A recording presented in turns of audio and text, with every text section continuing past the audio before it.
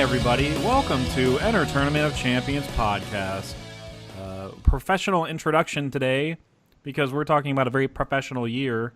I don't know what that means, but we're talking about a great year in film, 2008 movies. Get hyped, everybody. Wow. 2008 is a good fucking year for movies. When you start counting beyond your top 10 movies, you're kind of like, all right, I'm kind of reaching here, but the top 10 is full of completely rewatchable movies that stand the test of time completely, 100%. So I'm Jeff, the Jizz Man Widman. That's a horrible nickname to settle on. Gave it to yourself. I did. I'm horrible at improv. That's the worst improv nickname you could come up with. I like how you went alliteration, like that's like your go-to though. Yeah, so, I mean, I give you props for that. I tried to do Jeff the Jet last time, West Side Story style, and that didn't pan out very well either. Whatever. Maybe though, next week, could just keep trying. I think. I'm joined by Kyle the Kyle. Yeah, I'm the Kyle of Kyles. Yep, Kyle of the Kyles. House of Kyle. House of Kyle. And John Doctor, the one with the nickname JD. Yeah. That's me. You fucker. Doing my best. I know. Clever. Yours is so easy. You know, Kyle set that up. That was all Kyle. So thanks for bequeathing. Your delivery glorious sealed name. it, though. I think that's okay. I agree. But yes, I mean, the setup, no. Well, it's an alley-oop. I'm not going that far. It's an alley-oop. Yeah, you gave me the alley-oop, and I, knocked it out of the park. It's whatever. I still get a point. I know enough about basketball to know that they keep track of alley-oop points. So I still get it. Yeah, alley-oops. That's a stat. I should not it's a stat. My Absolutely. I know that because I sports. Because you sports real hard. Yep. I'm a sportster. Who are you voting for in the super match bowl? This you know what? Super sports game. I'm actually phoning a friend on that one. So. You are okay. You've been Slumdog Millionairing. Okay, I like that. I'm voting for the city team name. I am like insert animal here after a city. Yeah, that one team that's named after like that one city, and then they have the animal mascot. That's probably the one I'm going with. That's good. Instead of the people-based mascot. Probably. Yeah. It's probably good. It's probably there are people ones. I forgot. Yeah. Yeah, they're some of them kind of racial, but. Pouring my wine in the microphone. I don't know why. I need to open up my. Why I insisted on doing that. I'm still on the tail end of Dr. Pepper, but I'm going to transition into wine, so it's like a. You're drinking Dr. Pepper. That makes sense. For you, it'd just be pepper. A stem cider. Yeah, Stem John Doctor brewery out here. It's my pepper. When a doctor drinks Dr. Pepper, is it just like you're drinking like just pepper? Is that what it is? Yeah, it's just so you're on an even pepper. playing field with each other, so it's just kind of pepper. Absolutely. Yeah. Yep. I like it. That joke makes no sense at all. All right. I got it. So we're gonna do something a little different for this episode. Like I said, we're talking about 2008 movies, and we're doing instead of doing 2 episodes for one topic, we're going to do 1 episode for a topic, like a normal podcast. But whatever. We're finally doing it, everybody. For a while. But the way we're going to do it is we're each of us going to literally just say our top 10 from 10 to 1. We're all going to take turns doing that, and we're not going to go like, okay, here's my 10, and then JD's 10. Then we're just going to all I'm going to say my we're going to all say it at the same time, so it's really loud in the microphone. Okay, can we? And then if we actually synchronize, we yell synchronize, and then continue our list. So fucking funny.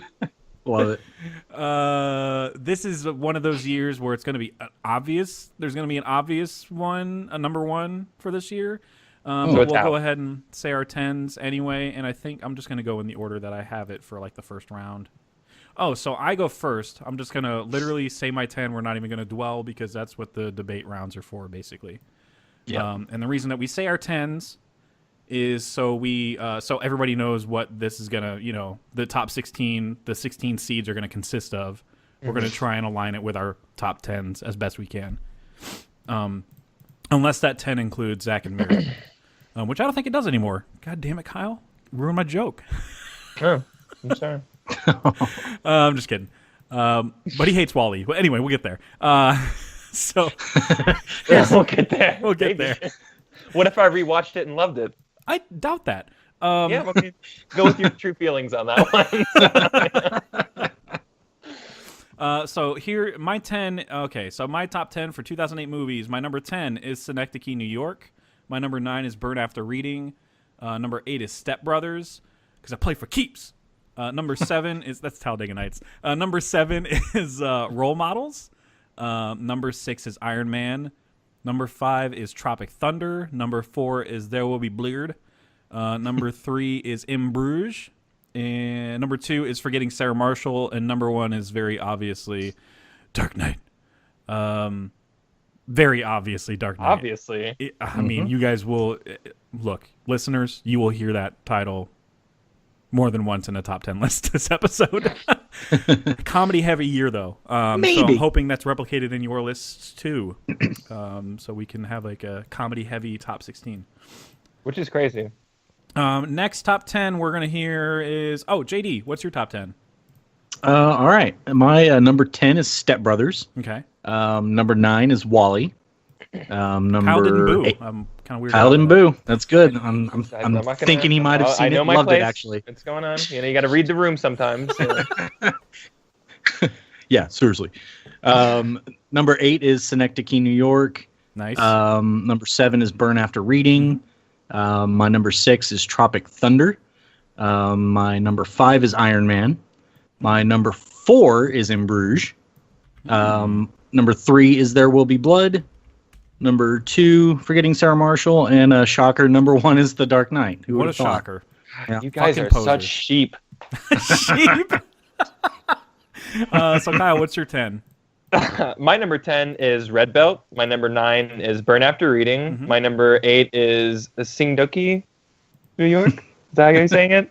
I don't know. Iron Man. Ducky. Synecdoche. Number 7 is Iron Man. Number 6 is Tropic Thunder. Number 5, The Fall. Number 4, There Will Be Blood. Number 3, Forgetting Sarah Marshall. Number 2, In Bruges. Number 1, The Dark Knight. All right. I'm a sheep, man. I don't give a fuck. Rachel, where is she? You went to the wrong person! Why did you come for me? That's what it was. Do you know where Bruce Wayne is? Do you know where I can find him? It still kills me when he fixes his hair as he's about to go talk to her. Yeah. Hello, beautiful. Yeah, that's great. It's so good. Totally. You know, he just had that character fucking down. That's for sure. Yep. Never do him again, Leto. Yeah, I know. Or I mean, the next time they do the Joker, it better be a Joker that has tattoos all over his body and in his face, and he has like no teeth, no real teeth, and So is Oliver Peck going to be the Joker or something? Do you guys know who Oliver Peck is? no. He's a Dallas tattoo artist. Whatever. Never mind. Move Oh on. my fucking god. I was a Colorado Your man. obscure ass references. Look, he's on Ink Master, okay? That's a guilty pleasure. Is that a show? Oh yeah. What is Yeah, that? Is that a radio show? Yeah, it's yeah. Can you imagine? It's a Just people tattoo describing critique show on the tattoos? radio. Yeah, exactly. They just describe the tattoos It's really beautiful. good. You'll just have to take my word for it, you know? Yeah. Like, trust me, this American traditional, it's great. So those are our 10s. So now we'll have to. I mean, I already took them down, so I have them all in front of me. Now we'll make our top 16 based on what our 10s consist of. I think it's fair to say, I mean, in the interest of fairness, to keeping it a fair bracket, we should just remove Dark Knight from the equation, because it would trample over all the competition, even the great movies, you know? Yep. Like hey, you know what? Let's just say it's champion of 2008 movies. Okay, Okay. Dark Knight's And champion. then end the episode. Yeah, I feel that. And then Cool. this bracket's going to determine like a not necessarily a co-champion. Okay, so WWE, they have a WWE championship, right? So Dark Knight's WWE champion. Let's determine the Intercontinental champion. That's what we're going to do. There you right go. now. I like that. love that idea. Okay. Yeah. The Intercontinental champion of Enter Tournament of Champions. For 2008. That's such a fucking mouthful. We will, I'm sure, bring up Dark Knight in the future whenever we introduce our own Hall of Fame concept, which is, I think we've all agreed, is called the Conqueror's Corner. Yeah. Where we like induct. I mean, we're still going to work out the kinks whenever we get closer to doing one of those things, but we're going to like induct certain things in the Hall of Fame that we deem as untouchable, like amazing things or people. It's like it's a way of saying like when like Jeff, if you're like, hey man, this is like a great movie. It's like it's one of the best. It's one of the greats. Like we just kind of have to agree because it's in our champion. You know what I mean? Like it's a proven. There's no debating it. You know, it's a proven. Exactly, and that gives us a chance to talk about the movies that. I mean, yeah, just gush about the things, the movies or games or directors even or whatever, comedians, stand-up comics or whatever that I don't know. It's just kind of like. Agreed upon all three of us that they're all great, but then we can just kind of dive into why they're great instead of just like having them demolish competition in a tournament. You can take it as a unanimous, like we all love these things equally type of thing. And if they're ever in a tournament, they're all probably going to win. Yeah, right. Yeah. So removing Dark Knight from the equation since it's already a like an official champion for 2008. The secondary belt, I guess the secondary title, whatever you want to call it. Is gonna go to it's gonna go to one of 16 movies we're gonna put up for contention. I think JD and I have Forgetting Sarah Marshall. Is Forgetting Sarah Marshall gonna be our number 1? That's fucking crazy. I think so. Wow. We're gonna have this is like a year full of If a comedy comedies. wins are like, I would love that because it shows diversity and our ability to love other things. It does, yeah. We're not just like gonna vote a drama through just because everybody tells us it's amazing and we need to. And there's a reason that There Will Be Blood is in this year and not other years is because of the wide release year. We go by that, so suck it. Everybody, yeah, and I feel like everyone should go by that, and that's just my opinion. Yep, same here. It's like, oh, I couldn't see it until January 25th, so what the fuck? Why is it in 2007? Right. It doesn't make any sense. We have shit that we saw in 2017 that's in our 2018 bracket, so, we're just following the rules. Yeah. It sucks, but it's, it is what it rules. is. So Forgetting Sarah Marshall goes first, and Kyle has In Bruges next, and I have it 3. I guess In Bruges should go 2. JD has it at 4. Yep. Okay. Yeah. Then There Will Be Blood. Yeah, so we're all kind of already honoring our movies. Yeah. There Will Be Blood was 4 for me, 4 for Kyle, 3 for JD. That makes sense at 3. So what else is there? Tropic Thunder was 5 for me. So I think we should 6 for me as well. The things that take priority are the things that we all 3 of us match on. And then we'll start going by movies that two of us have, and then we'll start honoring ones that are all on one list or whatever. Yeah, that makes sense. So in that case, Tropic Thunder would go next because that's like the next average commonality. Sure. And then, Iron Man. Yeah. Yeah, Iron Man. We all have Burn After Reading. So this is kind of a conundrum. Do we go Synecdoche, New York, or Burn After Reading next? Let's make rewatchability the determining factor on that one. Okay. So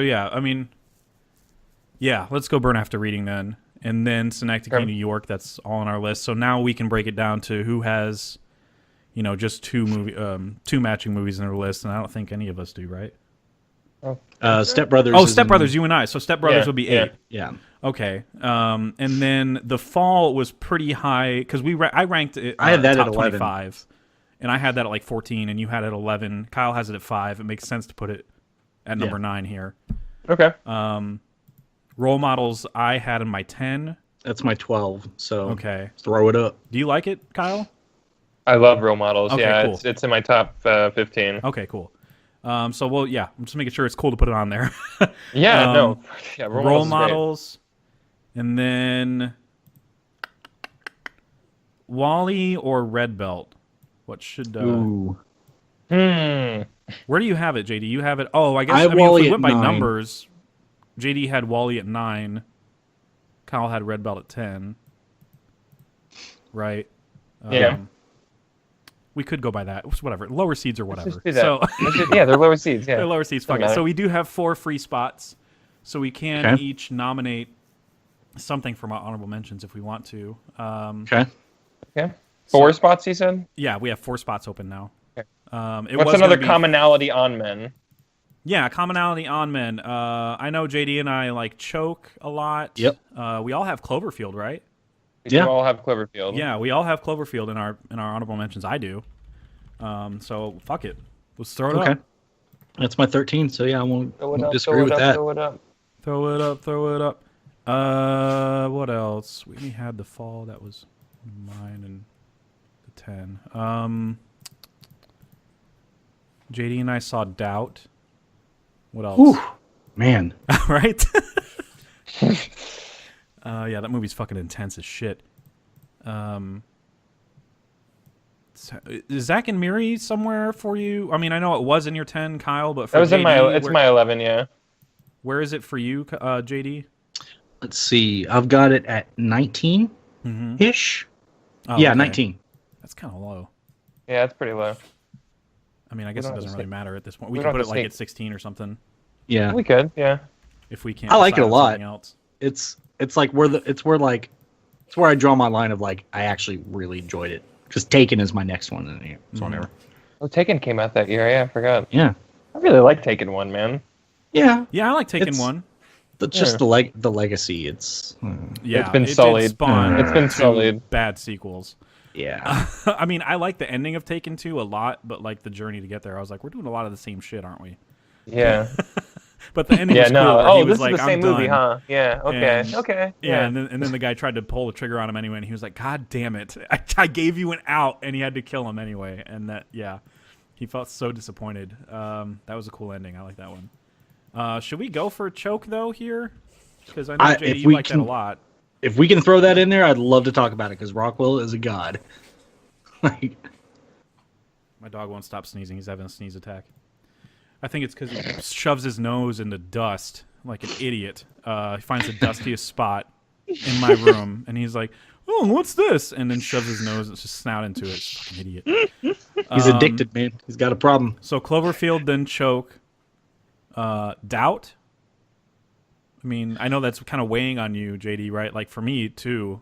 Yeah, it's fresh. I mean, I just watched it last night, so I really haven't had too much time to Or should we go to with really something dwell that's, on it. Like I wouldn't Kyle be and have in opposed to common, putting like, something more fun. What about like The Orphanage? Did you see that one? I saw JD? that one. That shit was dope. I watched it. I didn't put it on my list though because it was one I think I was watching it with a girl and I wasn't paying much attention, so I didn't count it. Oh, it was an HJ movie. Gotcha. Yeah. Look, I was very employed that We'll day. put Zack and Miri at 15, and I'll just do Orphanage at 16. Orphanage is fucking great. Yeah, Orphanage is really good. I like it a lot.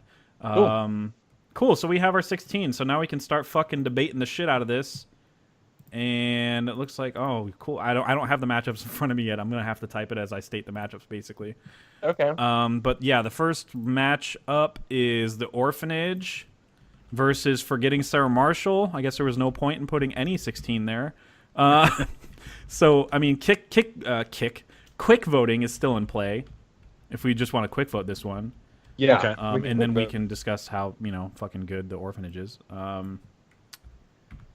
But yeah, so the order for this round is it's me, then JD, then Kyle. Okay. And god damn it, I didn't even type out the other ones. Oh, fuck me. Now I gotta fucking type out the fucking goddamn fucking things. Okay. This fucking sucks, man. Man, what about all the kids that listen? All the kids. Hey kids, go fuck yourselves. Go fight. all those It kids are was gonna okay stop talking at about HJs. They're all doing that anyways, but cursing, come on, Hey, we can let's save them from abbreviate that. it. Look, all those defectors from Logan Paul's audience, they're going to come to us now. We're next. I'm hoping not. I don't want those Those fucking weirdos. fucking fans. But Okay, I think I have it mapped out. I literally just typed first letters. I like watching videos of a person just being horrible. Yeah. You know what I like to do? You know what I like to do with my Sundays is watch somebody be a fucking asshole on YouTube. Just be a professional douchebag yeah, exactly. to his neighbors and everybody around him. Yeah. Just Yep. a general inconvenience to society. A good old-fashioned dumpster fire of a human being, Okay, I'm glad we were able to vamp for that long on hating Logan Paul. So I typed everything out, so we're good. So the first one, Solid. the first matchup, Jeff, JD, then Kyle, and it's quick. I mean, we're quick voting this one, in my opinion. Like Y'all. it's the number one seed. For Yes, sake. I mean, So I'm going Sarah Marshall, JD. Sarah Marshall. Okay, Kyle. Sarah Marshall, but I long for the day of the 16th that throws the number one, like in the first round. Yeah, when are we gonna Like have long. that? when we do like a top, think a top 40? like a top 16 best movies of all time or something. Oh yeah, for sure. Whenever we get to that miniseries, it's gonna be awesome. I mean, Sarah Marshall moves on, of course, but Orphanage is really good. I think Kyle, like you were talking it up quite a bit, like because I think we were going to put it on the 2007 movies, and then I looked it up on IMDb, and it was like 2008 for USA. And I was like, shit, we can't talk about it yet. But I know you kept bringing it up, especially because this director keeps getting more lucrative work. Yeah. He's doing the Jurassic World sequel. And he's like Guillermo del Toro's one of his like students or proteges, something. Yeah, man. Yeah, I guess student's a better word. Or protege. Yeah, same thing. I think he's taking over his legacy. That's what a protege does. But yeah, he's he studies in the school of Del Toro. You know? Yeah, and you can tell there's a vibe to this movie. The visuals aren't the same as Del Toro's, but there's definitely a vibe to the movie that there's a tone. There's a tone. Yeah, exactly. That's similar to Del Toro's work, and the ending is a great horror. Bummer ending. It's so fucking good. It was me kissing my hands and doing the Italian thing. It was perfect. It's perfecto. Yeah. It's a muy. Yeah, I don't know. I said muy. That's these are all different cultures clashing together. It's a muy perfecto. Like what? Did you just speak Spanish? Yeah. What? The ending's fucking awesome. Like if you thought it's up there with The Mist in terms of like best horror endings, because it's just like wow. A giant bummer, and you're kind of like, that makes sense. Like, kind of makes sense how things are supposed to go for these characters, but you kind of don't want it to go that way. You try to work out a happier ending in your head, it just doesn't come out that way. So it makes total sense. The ending. Oh yeah, and it's great too. Yeah, I like that this director just didn't shy away from, you could have gone for a more conventional, and then everyone, got out of the, everyone lived and everything's fine, Right. Yeah, there was a mega twist. No. In the last, 10 minutes. It's so fucking good. I loved it. So everybody needs to see that. Just put that on your radar, everybody. And another one that everybody needs to see that didn't make the 16 only because I was the only one that saw it, but fucking go see Hunger by director Steve McQueen, who is not the action star that passed away. From Bullet. Good. Oh, it's not that guy that passed away at the age of 120. If you were still alive to make this movie, in the Cars movie. No, it's not that guy. So it's the guy who directed 12 That's who Years Lightning a Slave. McQueen is named after. I'm sorry, Lightning McQueen. I'm sorry, I'm getting my McQueens mixed up. The McQueen clan. Now I got very what you're big. Saying. It's the director of 12 Years a Slave. He won the Oscar for that, right? And I guess the movie did as a whole. But anyway, he directed it, and it's fucking just immaculately shot, and there's a lot of storytelling in the visuals, and it's just incredibly powerful stuff. It was my number 11, and it's again, much like Synecdoche, New York, or Doubt. You watch that movie even just that one movie that day, and you're not going to want to watch another movie. You're like, oh yeah, I may have gotten draining. my movie fill for the next 3 weeks for that. So yeah, it's incredibly draining. It's such a good movie, though. Everybody needs to see that. So moving on to the next matchup, though, Sarah Marshall moves on. Number 9 seed, The Fall, which was Kyle. You had that in your 10, mid 10, versus number. Oh my God, these two have no business fighting each other. Number 8 seed, Step Brothers. What? This is so stupid. This is dumb. Yeah, it's almost as dumb as some of the fighting in Step Brothers, but good dumb, adorable dumb. Yeah, this is ridiculous. Yeah, we're definitely gonna talk this one out. Just depends on the mood that we're in. Depends on where we go, I guess, with our vote. But Kyle, you're first in this one. Oh, yikes! Man, Step Brothers is a movie. When I saw it the very first time, I was like, yeah, I did not like that. I was not a fan. And then I saw it. My buddy was like, "Oh man, we should watch Step Brothers." I was like, "No, I'm not into that." And he's just like, "Come on, man, it'll be fun. We should watch it." Okay, yeah, watch it. Laughed hard. It's just sometimes it's all about the audience that you have, or the company that you keep, or the mood that you're in, or whatever. What a fucking turnaround I've had on that movie. It's one of the Will Ferrell classics. And John C. Reilly and Will Ferrell are like the best comedy duo. They're just like they feed so well off of each other. They really do. Just a lot of fun. But man, I don't know. There's not a lot of movies like The Fall. We can get a lot of Will Ferrell movies. You know? In this vein too, Yeah, that's very much like ridiculous. this. Yeah. You can get this flavor quite a few places, but The Fall's a very unique movie. It's one of those a story in a story tales, and it's very fantastical. It's very cool. I love I like the characters. I love how like vibrant all the colors are, and I really like I really like the costumes and everything that they're wearing when they're all like in the dream world or the story world or whatever. Yeah. It's cool, man. I just really like it. And I like the little, how he's telling the story to like a little girl, and I like that whole story. It's a meta thing going on there. Just really enjoy it. There's not many movies like it. So for me, I'm gonna have to choose it out of uniqueness. That's a good argument to make, and I'm not even going to split the vote here, even though I had Step Brothers in my 10 and The Fall not in my 10. Because The Fall is unique, and Step Brothers it's Adam McKay and Will Ferrell, like, and John C. Reilly, like, doing their thing. It's Talladega Nights, but a lot of sports movie. It's infinitely rewatchable, obviously. That's why it's in my 10, because it's so fucking funny, and I quote it all the fucking time. I did not expect this movie to get kicked out in the first fucking round. But I'm going with The Fall, man. There's a lot of heart in that movie, and like Kyle was saying, the visuals are just stunning, and there's nothing like that in the year 2008, on that level at least. So that's a sweep for The Fall. Holy shit. JD, where would you have voted on this one? I had the two.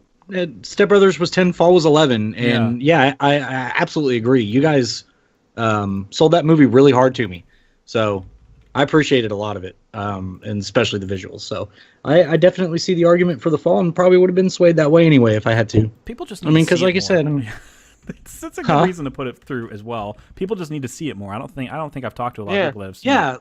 No, I mean, I was dating like a really like artsy fartsy girl at the time or whatever, and she's the one who showed this movie to me. And I'm always grateful, because I would have never watched this movie. I never hear anybody talking about it. Like I'm the one who brings it up all the time. So I may have never crossed paths with this movie ever. So you had me at Lee Pace, and then when you were like, "Oh, it's gonna be weird," because the guy that did The Cell did it, I'm like, "All right, well, I remember how that movie looked." Exactly. Yeah. So there you go. Fucking colorful and just distinct costumes and stuff, and that's all over this movie. Oh, absolutely. And straight out of the dude's brain. That's the thing with the movie that's so impressive. It's like just completely original. And a good homage to films of that era, because you don't think of stunt work in that time frame. Yeah. But it was as I don't want to say as big a business as it is now. Obviously, industries are much bigger now, but it was an occupation then. People, I don't think they realize that. And whatever. There's a lot of heart in that movie, man. Lee Pace does heart really well. He does. He does a lot of things really well, actually. Like I really like My that Dreams. Guy. He's a dreamy guy. Sorry. He's got that voice, man. Come on. Yeah, I wish I could do an impression of him. You know what? He would have made a fantastic replicant, because he's got that just like monotone delivery. He could I don't know. do that if he wanted. Because to. he's got like a super Blade stiff Runner face. 3. He can enter into it. There you go. Please Boom. do it. He's the new Please do K. it, Joe. Please do it, Joe. I don't want it. In 40 years. All right. Don't want that movie. He'll be like a head in a jar. This is not how I envisioned it. The Fall moves forward, which was that was probably one of the tougher rounds, but again, I haven't seen all the rounds yet, so who knows what could come up. That's a lower seeded movie moving forward. That's interesting. So the next matchup is number 13 seed Cloverfield versus number 4 seed Tropic Thunder. This is a good matchup. This is a good matchup, yeah. It could be quick voted, but do you guys want to talk it out? I mean, I think a quick vote would be. I could do a quick vote. Yeah. Appropriate. Okay, yeah, I could probably do a quick vote on this. Yeah, I could do a quick vote. This was like my It was my top 5, I think. So yeah, exactly. Same here. First is JD. Tropic Thunder. TP. Oh, TT. TT. Kyle, what's your vote? Titty. Put it through TT. TT. All right, my vote's for Titty 2. Titty. Wait, Titty 2? There was a sequel? You thought you was fucking dumb, like you a fucking moron. I'm just a guy playing the dude playing another guy. Whatever the fuck he says there, it's great. Here's my fucking farm.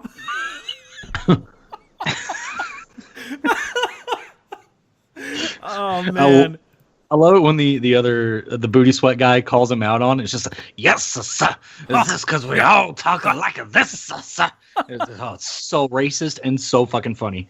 Like, you're Australian. Be Australian.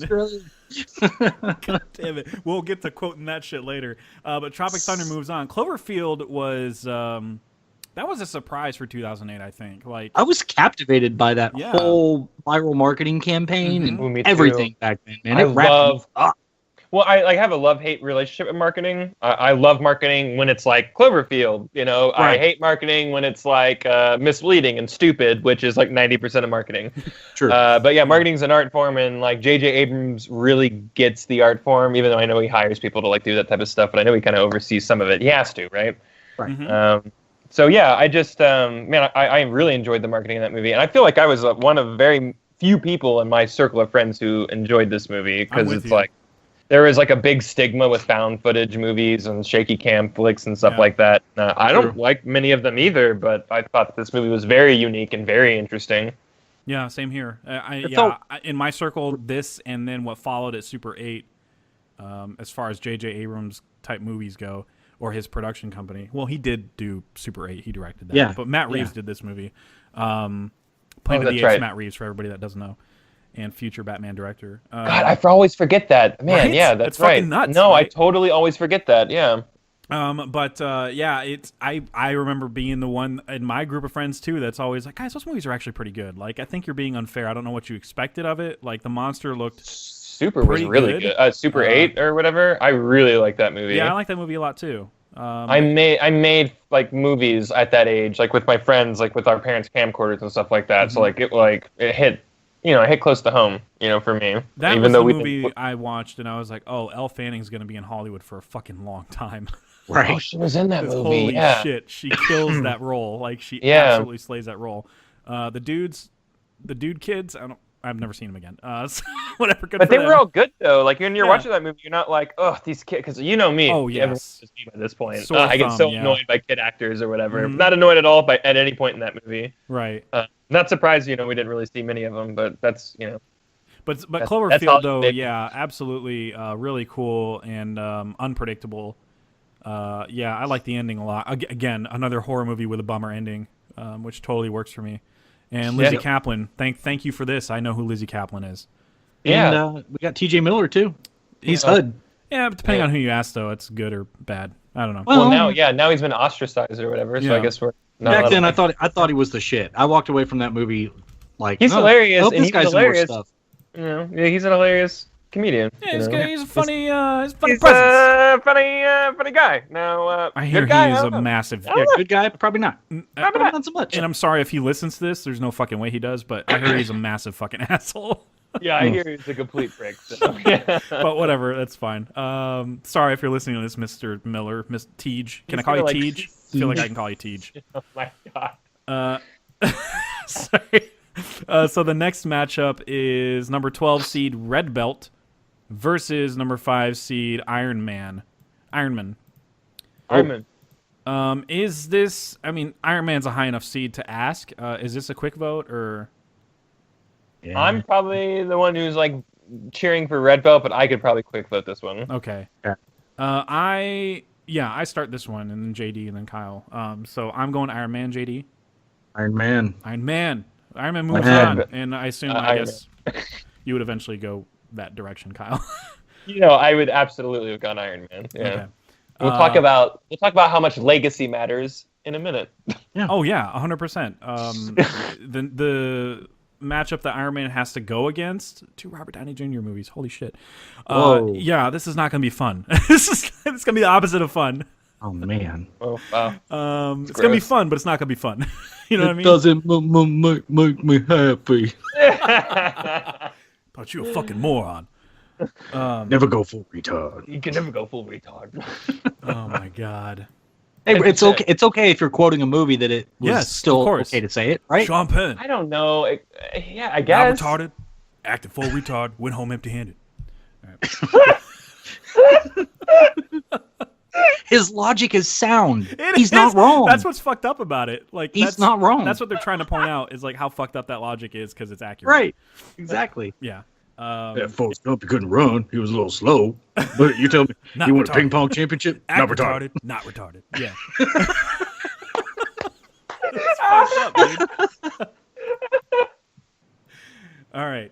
So the next matchup is number 15 seed. Oh, Zach and Miri. This is where Zach and Miri come in, and that's what it was called affectionately at like Blockbuster and shit in movie theaters. They would never put the word porno up there. Make a porno? I remember that marketing. It was like Zach and Miri, and I'm like, do what?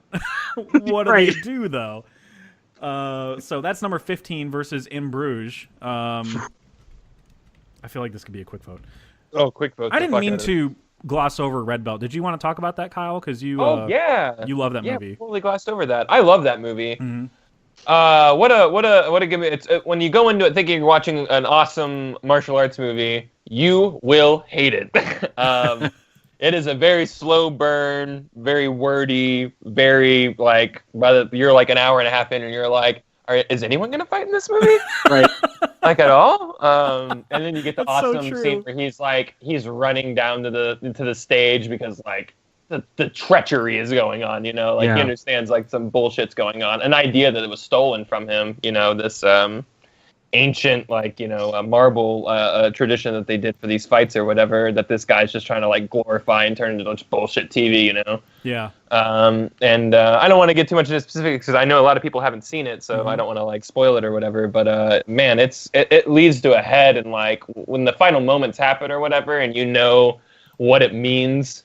When you know what it means to have like the red belt, like what that means to that community and everything, like it's a real powerful moment. And you know, I just really enjoy it. It's just a super overlooked movie by apparently like just a prolific writer. So yeah, David Mamet, who did who wrote the play for Glengarry Glen Ross, which obviously won a shit ton of awards and was eventually adapted into obviously a super famous movie. Yeah. Which I watched once and I need to really revisit because I don't think I was in the mood for a talkie movie. Not Red Belt, Glengarry. Yeah, right. I wasn't in the mood for like a talkie movie, so I was just kind of like, all right, let's get it over with. But man, that movie is really fucking good. I should honestly watch that again. So yeah, everybody just needs to get familiar with his work because he wrote Untouchables too, and that's a pretty good script. Just a great movie in general. Just go watch these movies, people.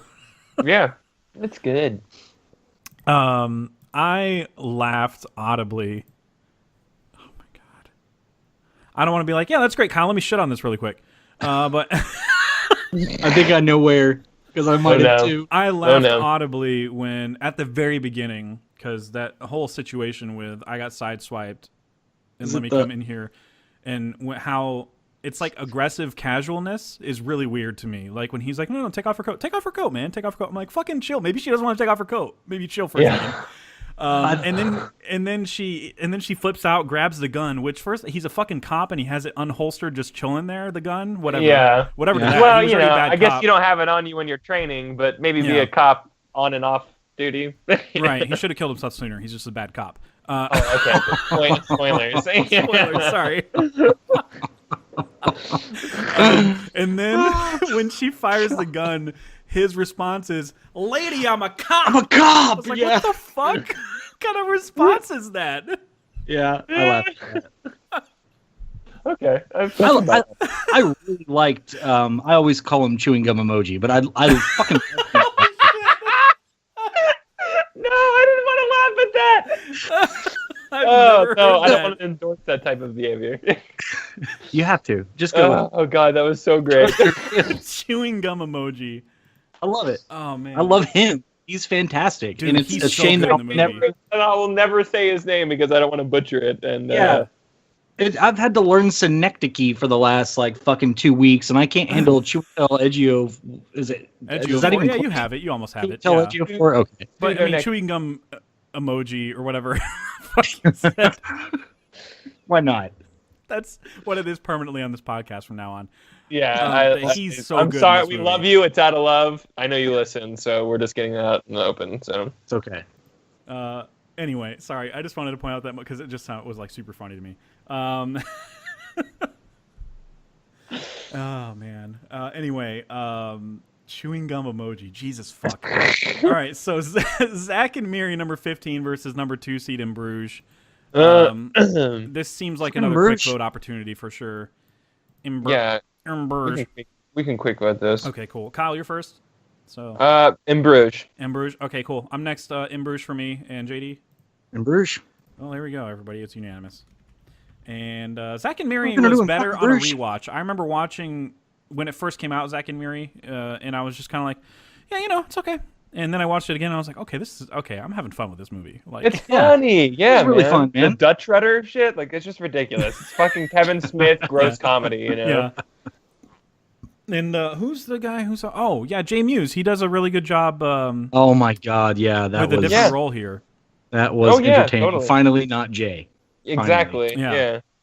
Very much like Jay, just not Jay. Yeah, exactly. Just not exactly. Well, he is Jay. You know what I mean? Like, they're the same. They're all the same person. Yeah, exactly. Like, literally, not like, you know. Legit porn stars in this too that were like comfortable being naked. And Katie Morgan. Mm-hmm. I know. I'm familiar with her. Existence. From other works. I was gonna say catalog. Didn't she meet her husband on the set of this movie, and then she stopped doing porn after, right? Isn't that I don't know about that. I'm pretty sure. I wish everyone would fact check me, but I'm pretty sure she met her husband on the set of this movie. Huh. That would blow my load. I mean, mine. Someone talk about it, and I can look it up. Katie Morgan, you said? Katie Morgan. Was that the one you were talking about? Yes. Yeah, the blonde girl. She used to have a show on like HBO or something where it was like unofficially sex retired and stuff. from adult films in 2008 and married a year later. It's like the right time frame. Yeah, it's entirely possible. That's just what regular Wikipedia says. I'm not going to porn. You could just put Katie Morgan met husband on set of Kevin Smith movie, and I bet it would come up with something if it were real. I'm not in the mood to type full sentences. That was over 12 characters. I love the Brandon Routh, Justin Long. That's my favorite part in the movie. Yeah. Justin Long in general in this movie is so fucking funny. Wikipedia has confirmed it. She married Jim Jackman, whom she met on the set of Zack and Miri Make a Porno. Boom. Now my old brain is still working. A porn star married a man whose last name was Jack Man. I just need to point that out. Well, something's just meant to be, Yeah. It's like, it's like Hugh Jackman, and his name is one letter. Yeah, it's one letter short of being huge. Huge Jackman. He's a huge jacked man. Yeah. He really is, though. In Bruges moves on. We're going to have more to say about that shit. So In Bruges moves on. So the next matchup is 10 versus 7. X versus Sever. So don't see that movie. All right. Number 10 seed is Role Models versus number 7 seed. Oh, Jesus. Synecdoche, New York. No. God damn it. I love Role Models so much. No. Oh, man. All right, this is one we're going to have to talk this out a little bit. All right, we can talk it out a little bit. So, JD, you're first on this one. No, I thought it was last. You want to check that again? If you went first. Damn it. That's good. You were last on the last one, which means first on this one. Okay, fine. Last one. Last on the last one. Look, logic is sound, okay? All right, I'm with it. Right. Yeah, I really do enjoy Role Models quite a bit. Yes. It's one that I watched maybe only 1 or 2 times back in the day. So rewatching it for this was, I think it's probably my 3rd time. So not quite as rewatchable as some of the other comedies on the list for me personally. And Synecdoche has blown my fucking brain. Like, I have not stopped thinking about that movie. I never need to watch it again, ever. Like, fucking ever. So that's kind of a knock that you can't really just pick up and rewatch that because it's depressing as shit. It is. Role Models is more fun. The movie itself says, in the radio show at the very beginning, "Oh man, that's a fucking buzzkill," and the other person goes, "Yeah, it was truthful." Yeah, and it's like, well, that's the whole fucking movie right there in a nutshell. It's the whole movie. Everything about the end is in the beginning. Everything is there. I know that the video thing. Well, and the lady says the end is built into the beginning. So. Yeah, exactly. Yeah. I'm gonna go with Synecdoche just because it's fucking art, and I think it needs to keep going. I would love to talk about this movie a little bit more. Okay. So I'm gonna make that hard choice, man. I don't want to, but I said shit as if I wanted Role Models to go through. I just wanted more of a chance to talk about Role Models. That's all it is. We'll talk about all the movies. But like, because that movie is so good. Kyle, what's your vote It is here? good. I really love role models. It brought LARPing into the mainstream. I would I dare didn't say. know that was a thing until the movie. Exactly. Dude. See, Yeah. see, Yeah. proof. Blew my fucking mind. I wouldn't know about LARPing because I totally didn't do it when I was in junior high, so I'm definitely not going to bring that up. Not in that specific time frame. Why would I? That's stupid. That's But yeah, stupid. man, and it's just funny. I miss Sean William Scott. I know he's like totally typecasted and like uncastable apparently or whatever, but like he's great in this movie, and Yeah. Paul Rudd is amazing and everything. By the way, Paul Rudd mustache coming out in Mute this month. I'm so excited. Yeah, gotta check it out. But I gotta have to go. Even though I just watched this, how far into this are we? Like an hour? You must have, I just watched this movie 51 minutes ago. But was So it it's 51 really, minutes ago, really, or was really it hard to 4 be years objective ago? whenever you watch it, and it's just Yeah. like, man, I really like that. So obviously, that's a very potent feeling, But I think it is a more unique movie, obviously, to use that word again. And it's just to repeat JD, it's fucking art, man. And you will never feel as much just, I don't know, I guess empathy flowing out of this movie as in the other movie. It's just it's just a really feely movie, man. You're gonna feel all the and it breaks your spectrum. goddamn brain, like you were saying. And it breaks your brain, and like you think you understand what's going on because there's a coherent story going on top of a completely incoherent story, and it's just like I don't really know. It's like it's two movies are happening, and you're watching one of them and experiencing another. It's very weird. I'm very excited to get into like a whole bunch of like homework on this movie. It's just I don't get. I have no idea what the burning house means. Like I Man. Like what? I just know the house is on fire. Everything fits into the theme of the ending being built in the beginning. So that's how she died, was in that house fire down the road. See, So when she's getting it, you see the smoke coming out and just that's see really everything illuminating. obvious, and it should have been. Showing you that your choices now affect your death. Everything that you do in the present affects your death, and that's very like shown very directly in this movie. It's fucking awesome. It's quite literal, comically literal too. Yeah. Which the movie needs. Nobody can see it. Like it's not like somebody is having a vision or something. Right. No character is aware of it. They're just because that's what it made it look like to me. Is like, why are they so casual? Her fucking house is burning down. I'm like, Well, even the lady coughed, but everybody was sick because they were talking about a virus. Like, so like when she coughs, you're like, oh yeah, because it's smoky in there. But like, no, Right. like she's sick like the rest of the world right now because like there's a virus going around. Yeah. Um, God damn weird- it, that movie's so. that movie fucking is weird. it's just beautiful, man. It's just a beautiful movie. A lot of stuff resonated with me like towards the end. I've written a book. I know what it's like to like create something like a universe and like characters and stuff like that, and like just live and breathe that stuff. And like when it's talking at the end, where it's just like all of the pains of these characters are just reflections of your own. I'm like, oh God, isn't that the fucking truth? Like 'cause that's all you can create is what you know. Right. You can't create what other people experience. That's not how that works. So it's just like. It just landed with me hard, and that's not even what the movie's about. It's just it's just the moment at the end, and it's just it's beautiful. The whole movie's beautiful, and it's just filled with beautiful moments. And it's 2 hours, and it feels like 2 hours, and I don't mean that in a bad way. It's a very long movie that's just intense and exhausting, and it's got to be my choice. Okay. I hear that. And I probably ended up going with Synecdoche. Obviously, I talk myself into Synecdoche because there's very little movies like that, period, in existence. So I probably would end up going that way. But yeah, Role Models is something that I always forget how good it is because it's kind of under the radar compared to the other comedies here, especially because it came out. I remember at least seeing it later in the year. I don't remember if it came out then, but it was kind of like, oh, another R-rated comedy in this year? Right. What is this going to do? And then it opens with Sean William Scott going up to Paul Rudd, and he's like, "Guess what I did last night?" And he like puts his fingers in his nose.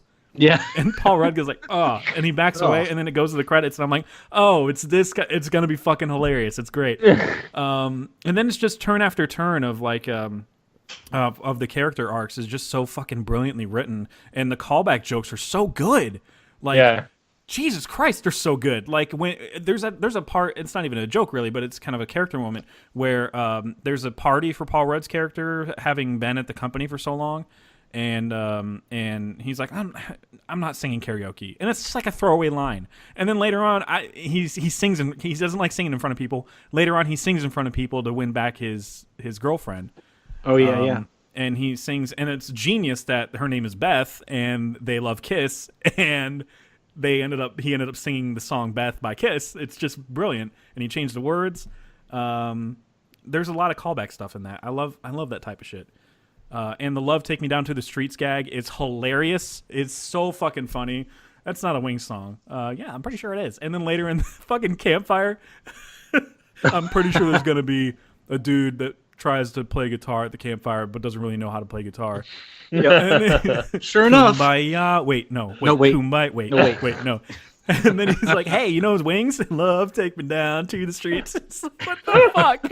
And then the end credits have the actual recording session that they made for the movie of some shitty Love, Take Me Down to the Street song.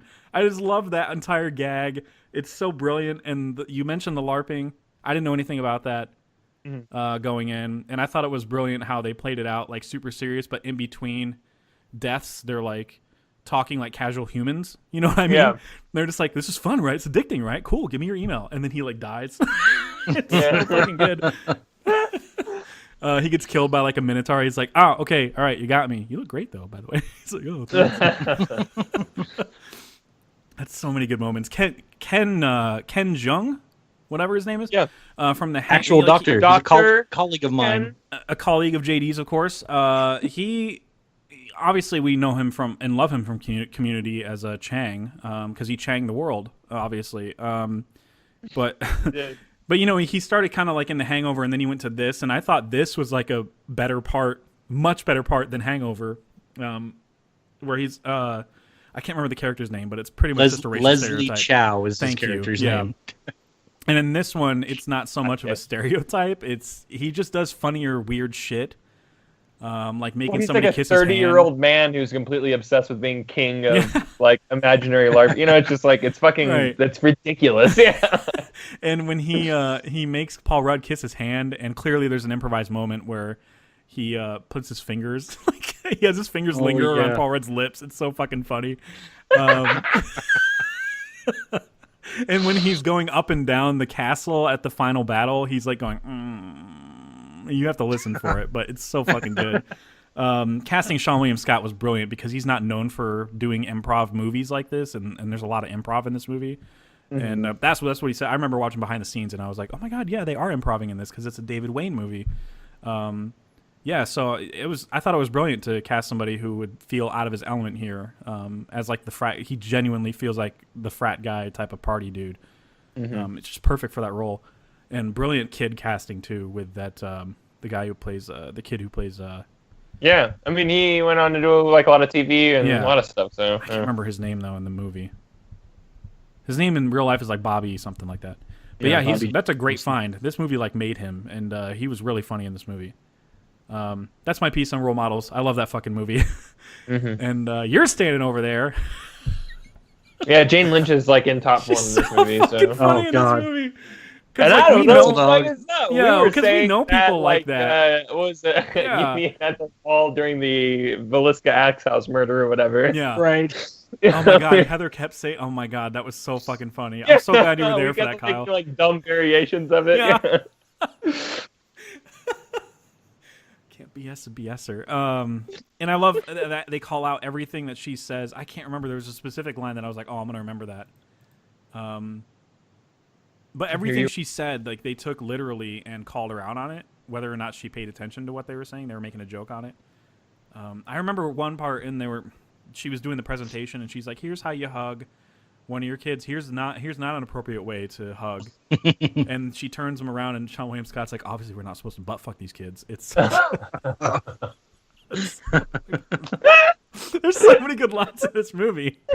You guys have to see this movie. You haven't seen it in a while. I really love that movie. I love it a lot. I'm about to run a train on these tater tots or whatever. Let us gingerly touch our tips, which I say that all the time, by the way. That's a weird one to say. It is. No, I say that like New Year's Eve or whatever when I was doing shots with my family and stuff, and I was like, let's gingerly touch our shot glasses. Like, it was so stupid.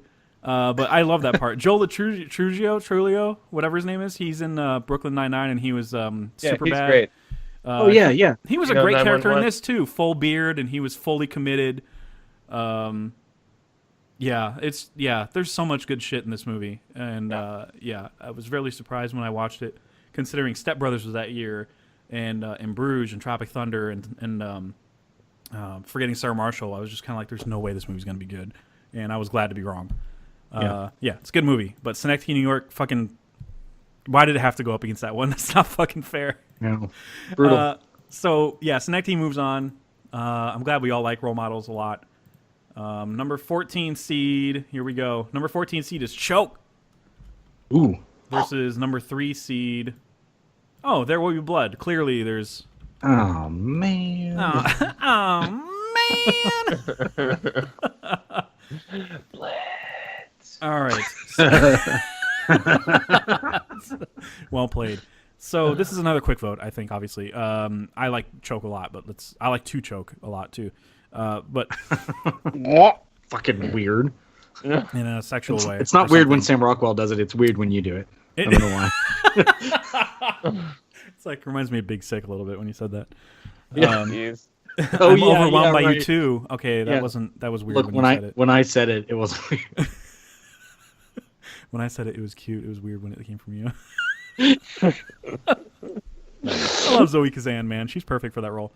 Yep. But yeah, Choke is good. I'm up first. I guess we should just fucking quick vote it. There Will Be Blood moves on for me. JD? Yeah, same. Kyle? Unfortunately. Heard there would be blood in there. Okay, cool. So Blood moves on, obviously, but Choke is really entertaining. It's based on it's a Chuck Palahniuk. I've always said Palahniuk, and I think I'm wrong. It's Palahniuk. Palahniuk? Okay. No, I don't know. Don't listen to me. Hey, dude, you just talked about how you wrote a fucking book, so I'm like, he's plugged in. No, that doesn't mean I read.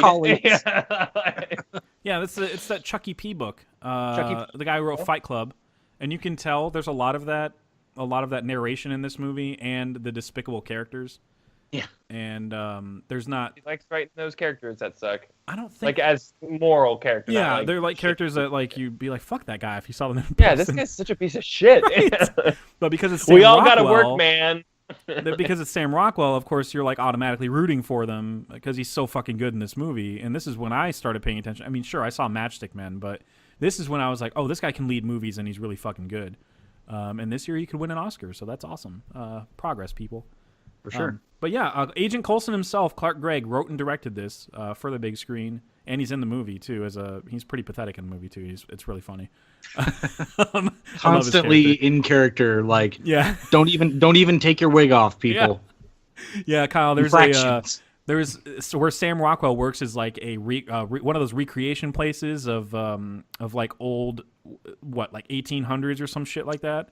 Yeah, like a farm, like. You know, like pilgrims. Oh, okay, and shit. Yeah, like with the South Park episode. Yeah, exactly. Yeah, like they're in a settlement or whatever. Yeah, exactly like that. And Clark Gregg's character, Coulson's character, we can call him, refuses to like break character. And whenever somebody takes off their wig, he gives them shit for it. It's a pretty funny recurring bit. I where art thou wig? Can't believe that he directed and starred in this movie. Right?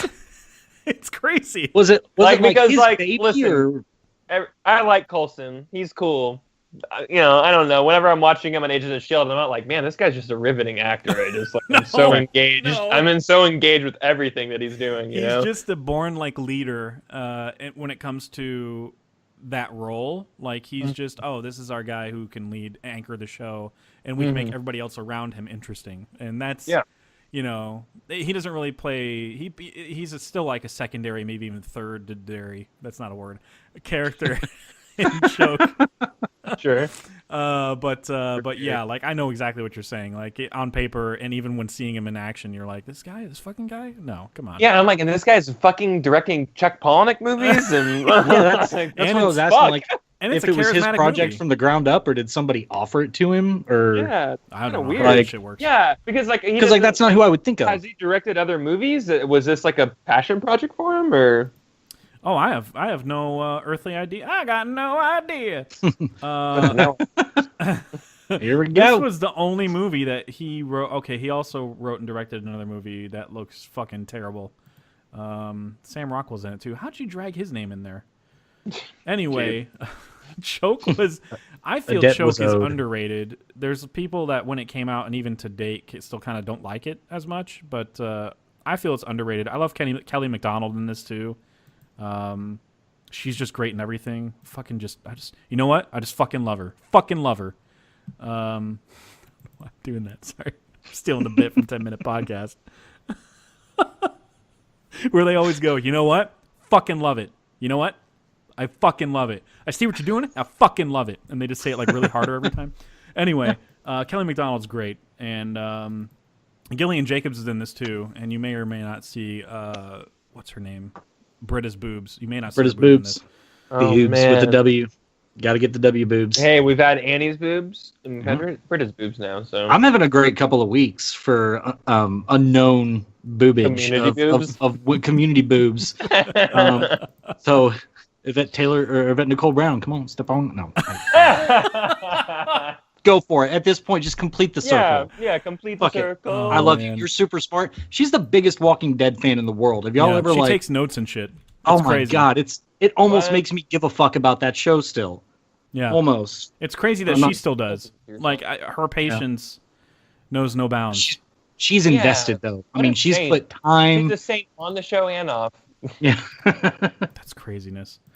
But yeah, Choke is. I mean, I still recommend people see it. Make up your own minds about it, of course. But I mean, just know that JD and I liked it a lot.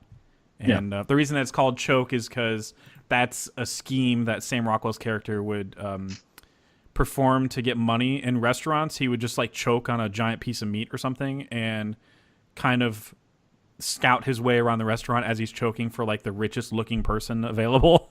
Yeah. And would make them give him the Heimlich maneuver or you know, help him out with medical bills or whatever, but then not use it for medical bills, just use it for whatever the fuck he wants to. So just a means to get more money, basically. So that's where it comes from, and he's also a And to sex support addict. his mom. He's Yeah. supporting his mom Right, by putting her yes, in his that, shitty know, mom. fancy. Yeah, she's awful to him. Oh, okay. He always has bad movie moms. What's with that? I know, right? Does this guy get the one fucking good mom? Good Moms coming soon, starring Sam Rockwell. I don't know. Who would play his mom? I don't know. Allison Janney. She needs to play a good mom. Yeah, she needs some redemption Tanya, there. Jesus Christ, she was fucking Yep. horrible. Yeah. She stabbed her inadvertently, but still stabbed her daughter. What did Yeah. you think was going to happen? I don't know. She's like, oh, that's how knife works. We're trailer trash. We didn't know better. Whatever. There Will Be Blood moves on. I don't think there was any contest there, even if we enjoyed No. Choke No. quite a bit. But Nope. the next matchup is our last matchup in the first round. We have number 11 seed Wally. Oh man, oh, here we go. Kyle gets to vent versus number 6 seed Burn After Reading. Oh This man. is fucking easy for me. Yeah, it JD, kind do of you need is. to talk about it though? Do you need to talk about it? Do I need to talk about Wally? Do you need to talk about if we need to quick vote? The or not? vote. Oh no. I mean, no, not really. We Come on, can. guys. Let's get I real. mean, you're the Come last on. mean, vote I- anyway. You're gonna get outvoted. Let's get real. Yeah, I know. I know my place in this. It's fine. Get the fuck out. Just do it. All right, cool. So quick voting order is Kyle. You're first. Wally. Thanks, man. Fucking shocking! What a turn of events! Oh my God. My And- God, and- he's dead. In a show of literally whenever the Walidarity. other one is, it didn't matter what it was. So Burn After Reading wins, and well, I mean that's my vote too. So Burn After Reading moves forward, but JD, Yeah. you That's had fine. Wally 8, Yeah. 9, something like that. Yeah, I had it at 9. Oh, okay. Yeah. So you I hated hate it that clearly movie. because it's Yeah. lower. Clearly hate it. If No, you really loved it, it'd be at 4. For a bit. look, I just think it's got a stronger message than There Will Be Blood, okay? Yeah. Oh yeah, okay. Look, I understand the flaws of this movie, okay? I absolutely understand it. The final fucking act is annoying, to say the least. But I appreciate the love story, man. I appreciate that 30 minutes into this movie, not a word has been spoken, and I know exactly where I'm at, what I'm watching, who I'm watching. So I like it. I like it a lot. I think it's one of my favorite Pixar flicks. Yeah, should have been the whole movie. Should have been the whole movie. I'll agree with you there. If you give me that 30-minute, like just as a short film. No. Like you could have done that for an hour and a half if you wanted to. Oh sure, just keep doing that. Yeah, just keep doing it. Extend that out. Eva runs away, and he has to go back and find her. And you got to do this really on the nose, really ridiculous thing. It is on the nose, but they're so adorable. Pixar's on the nose in general. They're adorable. Look, this movie can actually cut into my heart that is largely blackened and calloused. Okay, so just let it happen. That's fine. I don't want to steal that for you. It is a really sweet love story. It is an honorable mention for me in this year and for the next topic that we do, love movies, and in the spirit of Valentine's. It's gonna make my list. You guys bring it up again, I will shut it down. No, it's not in my list. It's in my honorable mentions because I do. That's the part I gravitate towards in this movie is like the love story between Wally and Eve when they don't really say anything other than each other's names. I feel like there's something cool there and how they want to protect each other and stuff like that. But the more that they focus on the captain, that's like, the Earth's inhabitable. I'm like, I don't give a shit. Don't come back. I don't care. Stay the fuck away. I just don't know why the movie turned into that. Yeah, they focused a little bit too much on that. Fat, and, you can't move around, so you're on thing. Okay, I get it. Yeah, it would have been cooler if they only planted a seed, like because when Wally interrupted somebody watching a screen, and then interrupted somebody else, and then they met each other. If that was all it was, and then Wally eventually found his way back to Earth with Eve or whatever, that would have been enough for us to go, oh, they're planting a seed for humanity finally getting in touch with each other face to face and human interaction. Right. They're finally, then they'll start turning things around in society maybe. But instead it's like, we gotta go back to Earth. It's like, gotta go back, Jack. We gotta go back. We gotta go back. All right, so that's Burn After Reading moves forward. That's the end of the quarterfinals. Semifinals, here we go. First matchup is The Fall versus much higher seeded Sarah Marshall. Ouch. So will there be a fall, or will we forget a movie here? That's the question. Wow, that was so good. Thank you. You nailed that. I'm available for radio. Yeah, no, that was great. Television. I'm very impressed. Available for bookings at available for bookings at jeff.696969 at gmail.com. I really like 69. He actually really has that website, guys. So. Hey, I just went there. That's fucking. Don't do that. And at Hotmail, that's not part of his email. He literally just put that as part of the website. It's not Hotmail, MAIL. It's Hot MALE. Hotmail. You're reading my mind. Yeah, there we go. You goddamn right, motherfucker.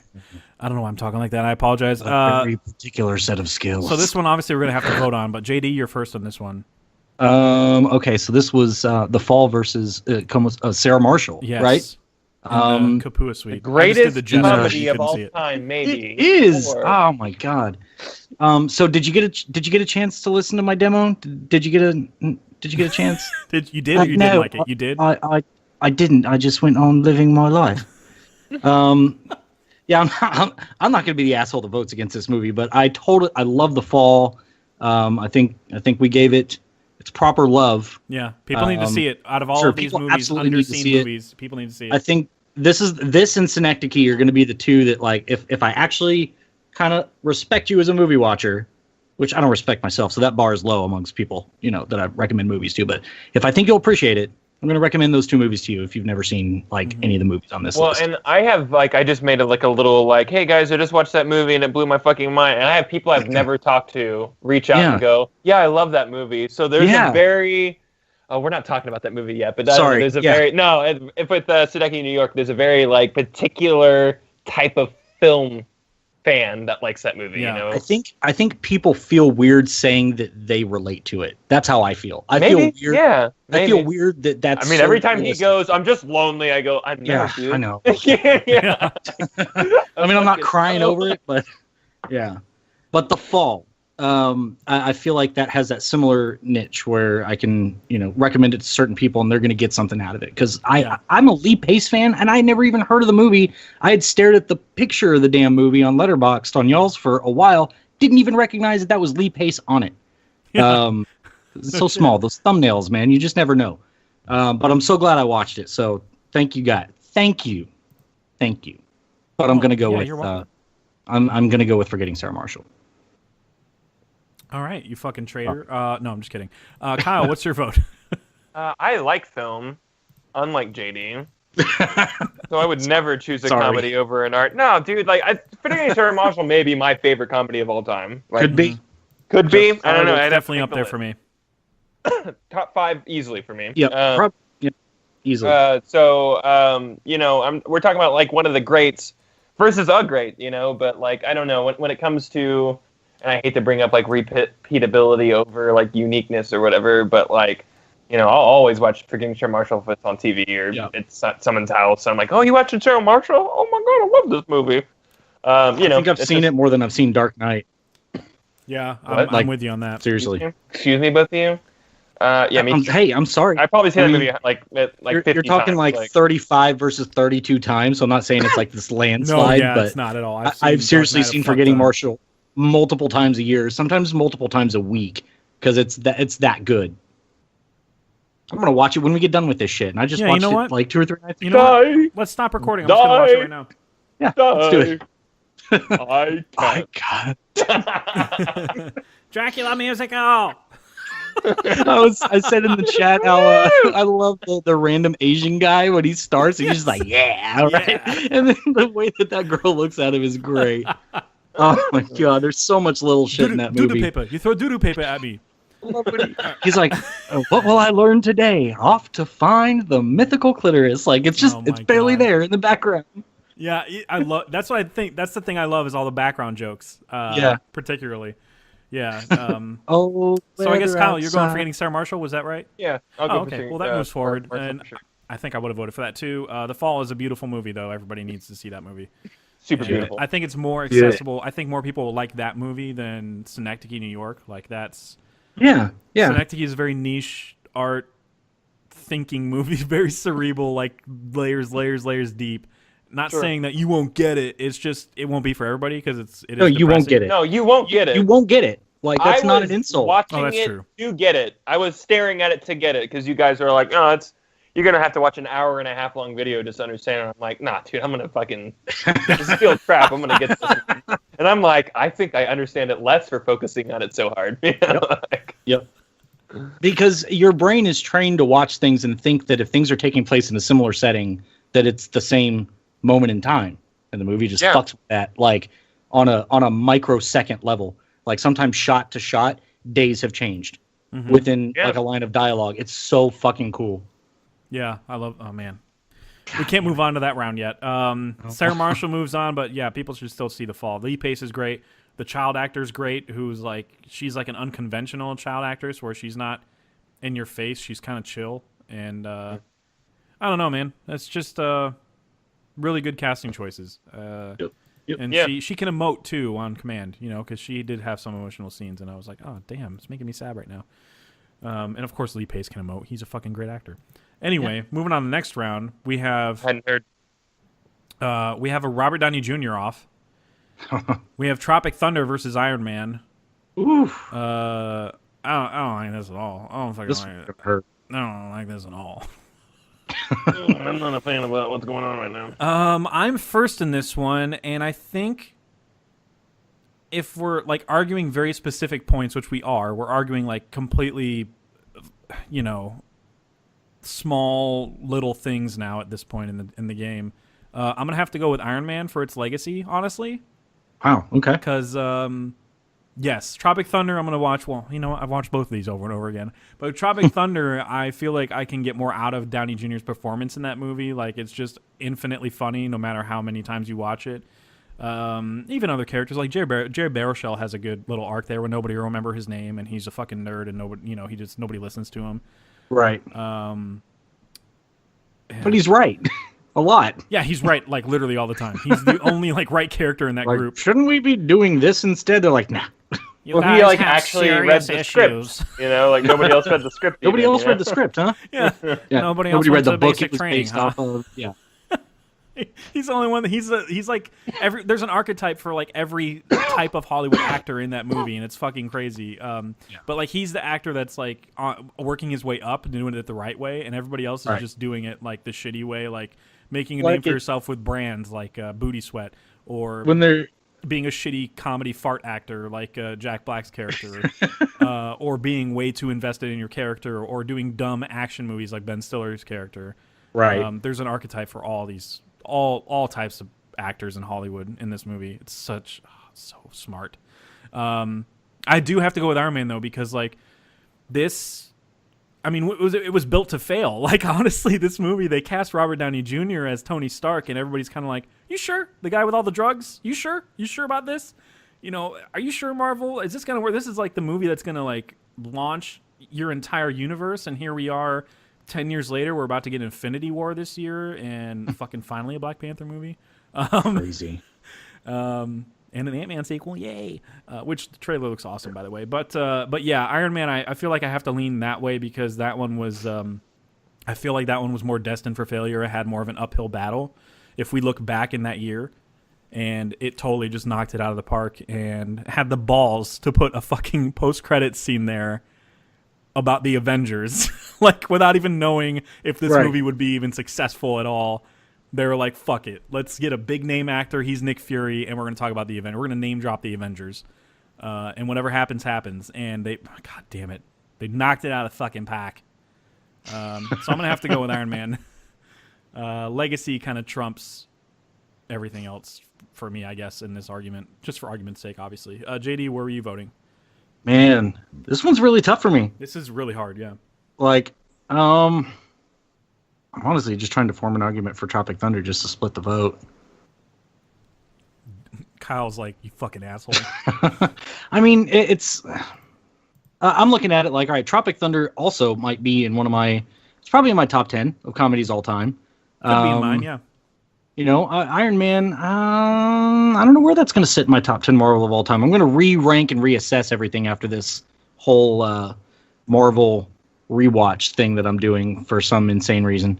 Man, I don't think I can do it though. I mean, I love Tropic Thunder, but like you said, it's the legacy aspect for me. My life right now is so consumed with Marvel that I can't go against Iron Man. Like you said, it was built to fail. And I think Downey Jr. is like better when he's being Tony Stark than, I mean, he's great in Tropic Thunder. Yeah, he got Oscar nominated for Tropic Thunder. He's one of my favorite parts of that movie. But I like pure raw Robert Downey Jr. Yeah. And Iron Man just delivers that for sure. And it doesn't rely on, Tropic Thunder gets away with a lot because it's rated R. So it can do a hell of a lot more and get by on that vulgar shit. But Yes. Iron Man, and he's offensive shit, yeah. yeah. Oh my God, some of that stuff. I mean, just the over the top retard shit with Yes. with Simple Jack, and I mean everything about Mama, make me happy. I'll see my mama in my head movies later, like whatever, like Head the head movies, movies yeah. thing Head movies. is so fucking funny. But I don't know, man. Tropic Thunder, I can see why it wouldn't be for everybody if you're not into the vulgar shit. Mm-hmm. Iron Man, I dare you to not like that movie. Come on, even if you're not a fan of what superhero movies have evolved into, watch Iron Man. It's great. If you've never seen one of these MCU movies before and you go back and watch Iron Man, I mean, like we did in 2008 in theaters, it's pretty fucking mind-blowing what they got away with and what they succeeded with. I had no expectations going into that movie. It was just, it looked cool. So I was like, all right, this looks cool. I'm not going to get too hyped. And I walked out of there like, okay, cool. I'm a fanboy now. Like, I'm a total fucking fanboy for Marvel. You're never going to lose me. And it helped that I didn't see Hulk when that came out. Like, I hadn't watched that Smart man. until recently. So there we go. It's not the worst. It's fine. Edward Norton. It It could be worse. Ang Lee's is way worse, but it's still my least favorite of the Marvel world. Mine too. It's up there for me. It's number. It's whatever. It's just okay. It doesn't have that holy shit factor that I want it to. Yeah. And his hair, the Hulk's hair bothers me. It moves weirdly. I don't know. It's a weird thing to focus on. Is it just that movie or? I haven't watched the Avengers shit on 4K yet, but I'm about to. I'm doing all this shit on my 4K. brother-in-law's like amazing TV. So focusing on the Hulk's hair, it looked like a fucking like Danny DeVito toupee or something. It was weird. Fucking weird. Anyway, That's how Dad did Good thing to it. focus on. That's how I do it, and it seems to be working out pretty good so far. It's the opening of Iron Man. You're welcome. Yep. That's how America does it. That's how Dad did it. Seems to be working out pretty good so far. So Kyle, where would you have voted on this one? Iron Man or? Tropic Thunder is hilarious, man. Like Tom Cruise is. Jesus Christ, I forgot about Tom Cruise. That. That part is just some of the greatest stuff ever. Like more stuff like that, please. It's so great. And you don't have to hurt yourself on set doing roles like that. So no broken feet. Just maybe, FYI, maybe an aneurysm from all the yelling. Maybe, yeah. I really like that movie. It's just really hilarious, super quotable, very rewatchable. But Iron Man, it started it all, man. I didn't know anything about Iron Man. I wasn't reading Civil War back then. I wasn't really reading comic books. Yeah, he was not like a huge deal. Not really. I think Civil War was going on or was just ending, and he was a big deal in comic books. But like that was the first time he was like ever a big deal. In any sort of medium, and then he's way bigger in movies than he ever was, in comics, like he's the face of Marvel. He's the glue that kind of holds everything together. He's what started it all. He's the foundation. And that movie is just awesome. I think we all went into that movie with very low expectations, like Iron Man. Like, what the fuck is Disney doing with Marvel right now? Like, that's this is so weird. And I at the time didn't get like he's using his original suit like in the cave, like all that stuff fell on they fell on like blind eyes for me, but like same here. It didn't make me not appreciate it. Like I appreciate it all the same. Like it was really awesome. Like the whole movie is really great and it's star-studded and Jeff like Bridges being a fucking asshole, love it. Man. Jebediah or whatever his name is. I wanted to trust him too, because it's Jeff Bridges. I'm like, dude, it's the dude. Like I fucking trust he's not you. Bad. No, he's you would never steer Tony wrong. Yeah, he's looking out for his best interest or whatever. Yeah. That's what makes his betrayal like even more of a gut punch for the audience. Is like, you're the fucking dude. Yeah, you're the dude, man. And I think that even though you don't maybe read comic books or know much about superheroes or whatever, who the Avengers are. So when they name drop it at the end with Nick Fury and stuff, and even Nick Fury, I'm like, I don't know who the fuck this guy is. Wait, you're gonna do a movie with Uma Thurman and a bunch of other people? Those Avengers? Yeah, the shitty Avengers. When they name drop it at the end, I'm just like, oh man, yeah, they're gonna do like a Captain America movie and a Thor movie, and you just start rattling off characters that you just know because you grow up as a kid and watch cartoons or whatever. So you're aware of certain characters, and here we are 10 years later. All those characters have 3 movies under their belt, some of them, and you're introducing new characters, and you get all these awesome characters. I mean, we're living the dream right now, and just like JD, right after I walked out of that movie, I was just like, I'm in forever, guys. Yeah, you got me. I think we talk about and I know I'm a classic Harry Potter hater fan or whatever, but I'm gonna say some nice stuff right now.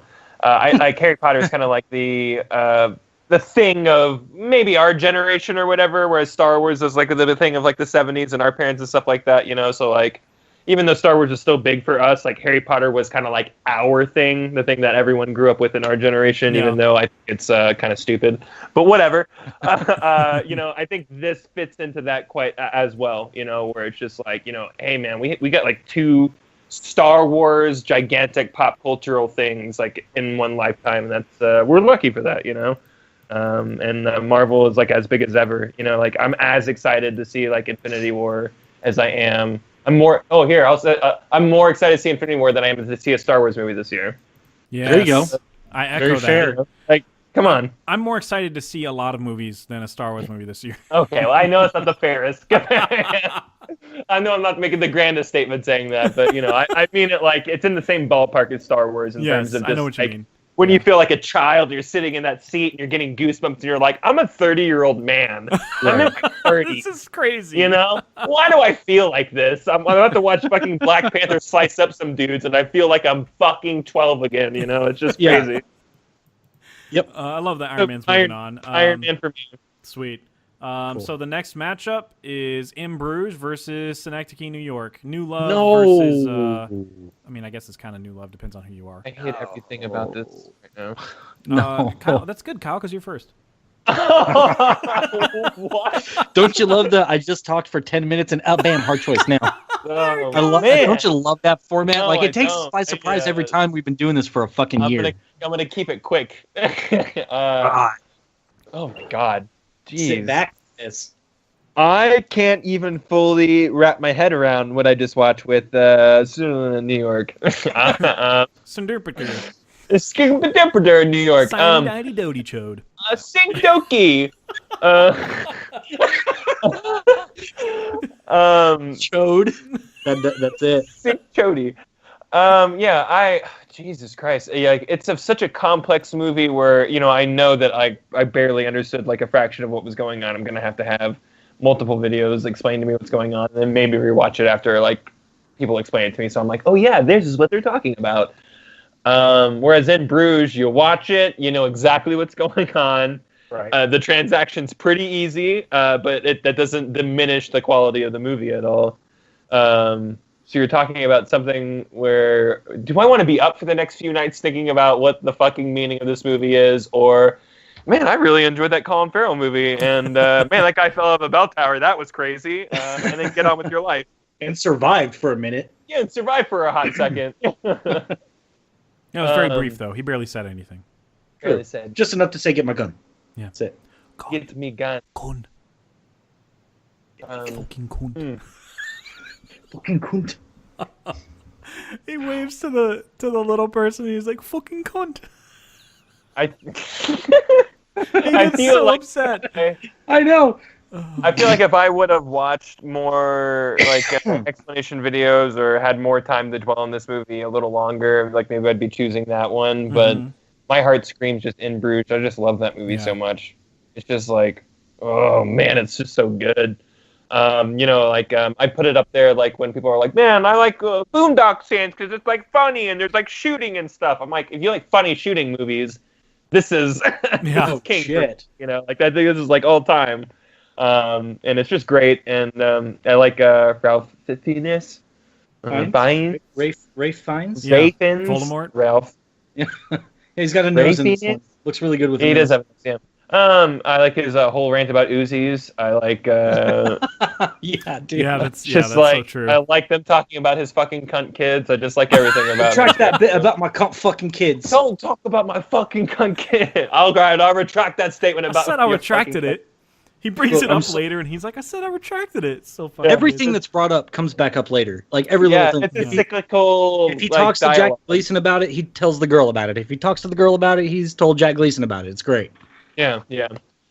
Just love this movie. It's really great, and it's another one that I think more people know about it than some of the other movies we're talking about on here. But it's still not like this ultra loved like classic, which it fucking is, or it should be. Yeah, so. I don't think it's as revered as it should be, or at least I don't think it is either. on a massive You guys level. almost murdered me because I hadn't seen it before Christmas. Yeah, every time Yeah, we we almost brought canceled it up, the you're podcast, always yeah. like, "Yeah, I haven't seen that movie." I'm like, "What's wrong with you?"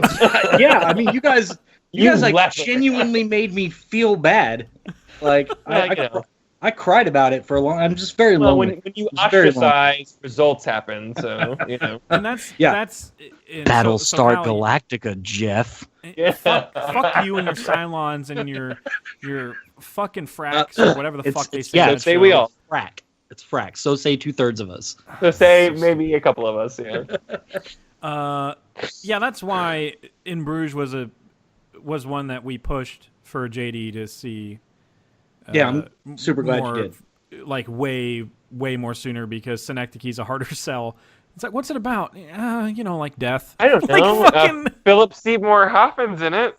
Yeah. You'll like it because of that. You have to kind of go off of what the guy. What did Kaufman write before? Oh yeah, Eternal Sunshine adaptation, being John Malkovich. Oh yeah, I fucking love all that stuff. Sure, yeah, I'll watch this movie. It's still a hard sell because you don't know how people are going to react to it. In Bruges, I feel like it's a more universally loved movie. Even people that didn't like Three Billboards love In Bruges. Yeah, at least the people that I've talked to. Yeah. Not a lot of racism unless you're a big advocate for midgets. Yeah, I mean, They definitely a harp lot on of that American that hate group. in Bruges, and I think America leans a little sticking up for, So I think maybe we should start boycotting that movie. But the guy that he thought was a shitty American at the restaurant, he's actually Canadian, so who fucking cares? Yeah. They detracted, So like half the Right. American shit was directed towards him. So I mean, it's a win. Okay, I guess. It's a win. I don't know. Half steps and a full step, JD. I think I went. I think I gave like 3 movies 5 stars from 2008, and Dark Knight was one of them. Forgetting Sarah Marshall was the other, and this was the other one, In Bruges.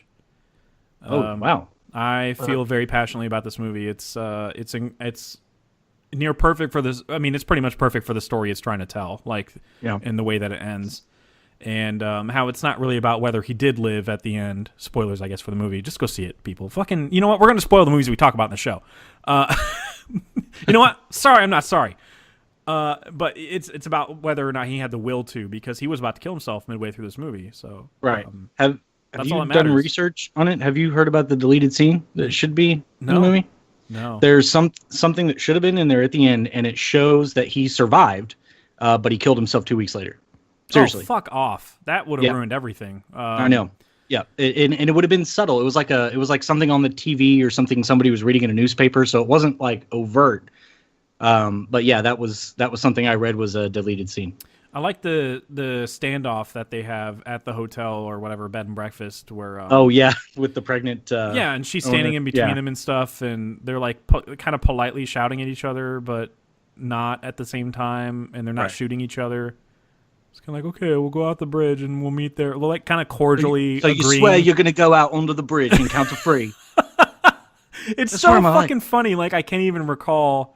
It's so quick in its humor too that I can't even recall even like all the bits. I love all that, and I love the part where I just love the entire Colin Farrell's general aura or disdain towards Bruges in general, because he's just like, fuck this place, man. Bruges. He doesn't want to do any of the sightseeing that Brendan Gleeson wants to do. Like he goes up to he's like, I'm not going up to the tower. And it's so fucking. I love that line to the American tourist there, where he's like, it's a bit thin up there or whatever. And he's like, "Fuck you, man." And then Brendan Gleeson comes down and says the same fucking thing. It's so fucking good. But they're so well intentioned. They're not meaning to be assholes. Right. I don't know. That's kind of a moment that's representative of their characters in general. The two of them is that they're hitmen. They kill people, but they're still they're not trying to be assholes. Yeah, right. Which is kind of weird. And it's kind of cool to have Ralph Fiennes be a character that's so principled, even though he's like the antagonist in it. He's like, you don't kill women and kids, and sure, he's the opposition, but even then you're kind of like, yeah, I mean, I get it. And he's just more of an asshole though. Like whereas the other two guys are not trying to be assholes. They just kind of might come off as one sometimes. I don't know. It's a great movie, and I think I would vote that one through over Synecdoche. Synecdoche is just harder to connect with. So yeah, but I can't. Man, we'll go watch that movie though. Yes. Seriously, Yeah. if you like filmmaking, this is a filmmaking, film orgasm. And great writing. It's just fucking crazy. Kaufman is one hell of a screenwriter, and I'm sure that he has his problems with his own ego or something. Like, I mean, to say that he doesn't have one, like he kind of does, but doesn't, he has enough of one to write a movie about himself, like adaptation. And I feel like there's a lot of him in this movie too, but you can tell that he's got a lot of self-loathing in his movies. I don't know. And that's what makes it even more depressing. Is like this guy, he wants to make this big giant piece of art that everybody remembers him for. But he's so focused on like all the tiny minutia in his life and how things are falling apart in his body and like as you age, that he can't stay focused on it, and then eventually your body of work becomes insignificant to what you eventually end up doing at the end of your life, and it's just dying anyway, whether or not you want to, and it's fucking depressing. It's kind of like It's kind of like what he's saying is like, well, why do this? It doesn't matter anyway, Like if that's what I get from his work is that that's what he's saying about himself, which is fucking sad. But yeah, right. But hey, we're still getting shit from him. He's gonna do something with Netflix. I'm really excited for that because he's gonna get full freedom probably. Yeah, that's exciting. But yeah, In Bruges moves on. But everybody really needs to see Synecdoche, I think, for sure, and get depressed with us. So the next matchup is this is two hilarious movies. We have Burn After Reading, which I didn't say was hilarious, ironically, and There Will Be Blood, which I did say ironically. Unless you find the drink your milkshake up. That scene Eli to be hilarious. Sundad guy is a real knee slapper. What? I drink your milkshake. So JD, you're first in this one. Oh man. I mean, There Will Be Blood is relatively new for me. Just getting caught up on all of PTA's glorious work. I appreciate the shit out of this movie. It's probably after Synecdoche leaving, it's probably the one that's the most layered left in the tournament. Yeah, definitely, for sure. Because I mean, just all the religious symbolism there, I mean, is super rich. I've done a little bit of research, but not a whole lot. Mm-hmm. I've just been watching too many damn good movies lately that just right. They all require no, seriously. research. Like, if I have to put more time into the research than the movie itself, it's just really difficult when you got other movies to watch coming up. Yeah, right. No, this one is really good. It's one of my favorite Daniel Day-Lewis performances for sure. Mm-hmm. Just the way that he starts at the beginning, and you're kind of like, I kind of knew his character was eventually going to go off the deep end. I mean, there's not a whole lot of oil men that are like regarded as being great people in this world. You know, like Jerry Jones or whatever. He's an old man. The Dallas Cowboys. Comes from that oil money. Yeah. Jerry Jones Arkansas. is Matthew McConaughey. I love me some glory hole. That's actually something Jerry Jones said on the radio. He loved him some glory hole. Glory holes. Yeah, because that's like an oil term. He said glory hole days or whatever, and I was just, okay, that's great. Anyway, but this is a Coen Brothers movie, man. I fucking love this. Fucking love it. Yeah. Fucking love it. Fucking love it. I love how, and I know you made a post on the Book of Faces about this, Jeff, about how fucking stupid everybody in this movie is. Everybody's so like everybody is an dumb. idiot, and when you think that you're gonna get like that pontificated moment from a smart character out of a J.K. Simmons at the very end, you're like, is he gonna? Is he? Oh, no, he's just as fucking dumb as everybody else. Yeah. Jesus Christ. Definitely, though, I could rewatch Burn After Reading a hell of a lot more than There Will Be Blood, but I'm gonna vote for There Will Be Blood because I just think it's overall it's the better movie. Sorry. This is pretty tough, especially when you consider watchability. Because I feel like PTA is becoming more watchable for me in this point in my life. So I don't know anymore. I don't even know anymore, man. Kyle, how are you going to vote on this one? I think I'm going to go There Will Be Blood as well. It's just that's a movie that really stuck with me too. But Burn After Reading is really funny when they reveal like the sex bike or whatever that thing. Jesus Christ, that's so funny.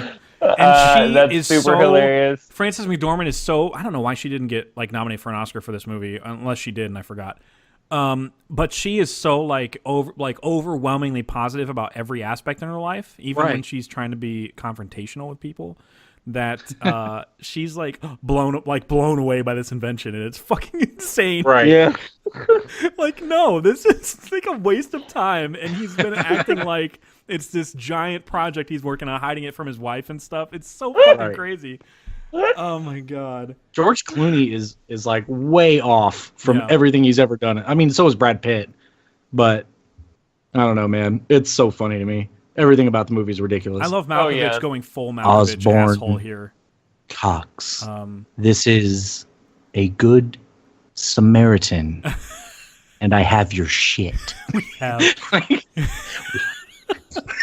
He's like in bed. He's like, who the fuck is this? Who is this, you asshole? I love John Malkovich, dude. He's so good when he gets to shouting. I love his character in this. Yeah, everybody's like the best version in terms of actors. Everybody's like the best version of themselves in this. Brad Pitt has never, ever been funnier. This is him at peak funny. Yeah. Yep.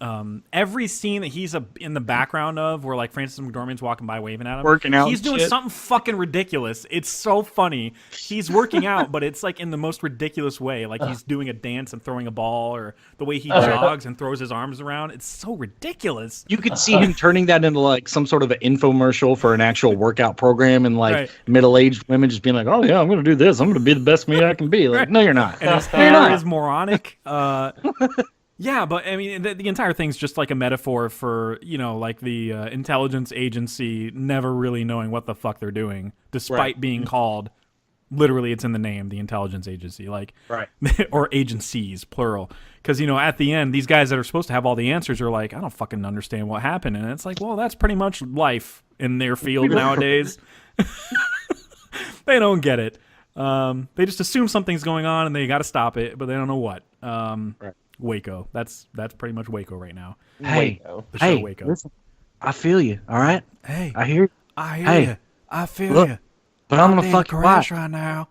Hey, I'm gonna take the burden of fucking your wife from you. You just come stay with me. I'm gonna show you what it's like. I will show you the Fuck way. your wife. I'm gonna need you to marry this girl so I can fuck her. But I believe him though. That's the weird Yeah, that's thing. the- that's the Taylor funny keeps part. playing him is Yeah. amazing to me. Is it like in my head? I'm like, this fucking guy has all the answers. He is charming as fuck. It's beyond used car salesman religion. Even John like, that's Leguizamo, kind of- who is an FBI. Oh man. I'm an FBI agent. He's an FBI agent. Oh, And he's he's Luigi. even like, guys, come on. He's come on.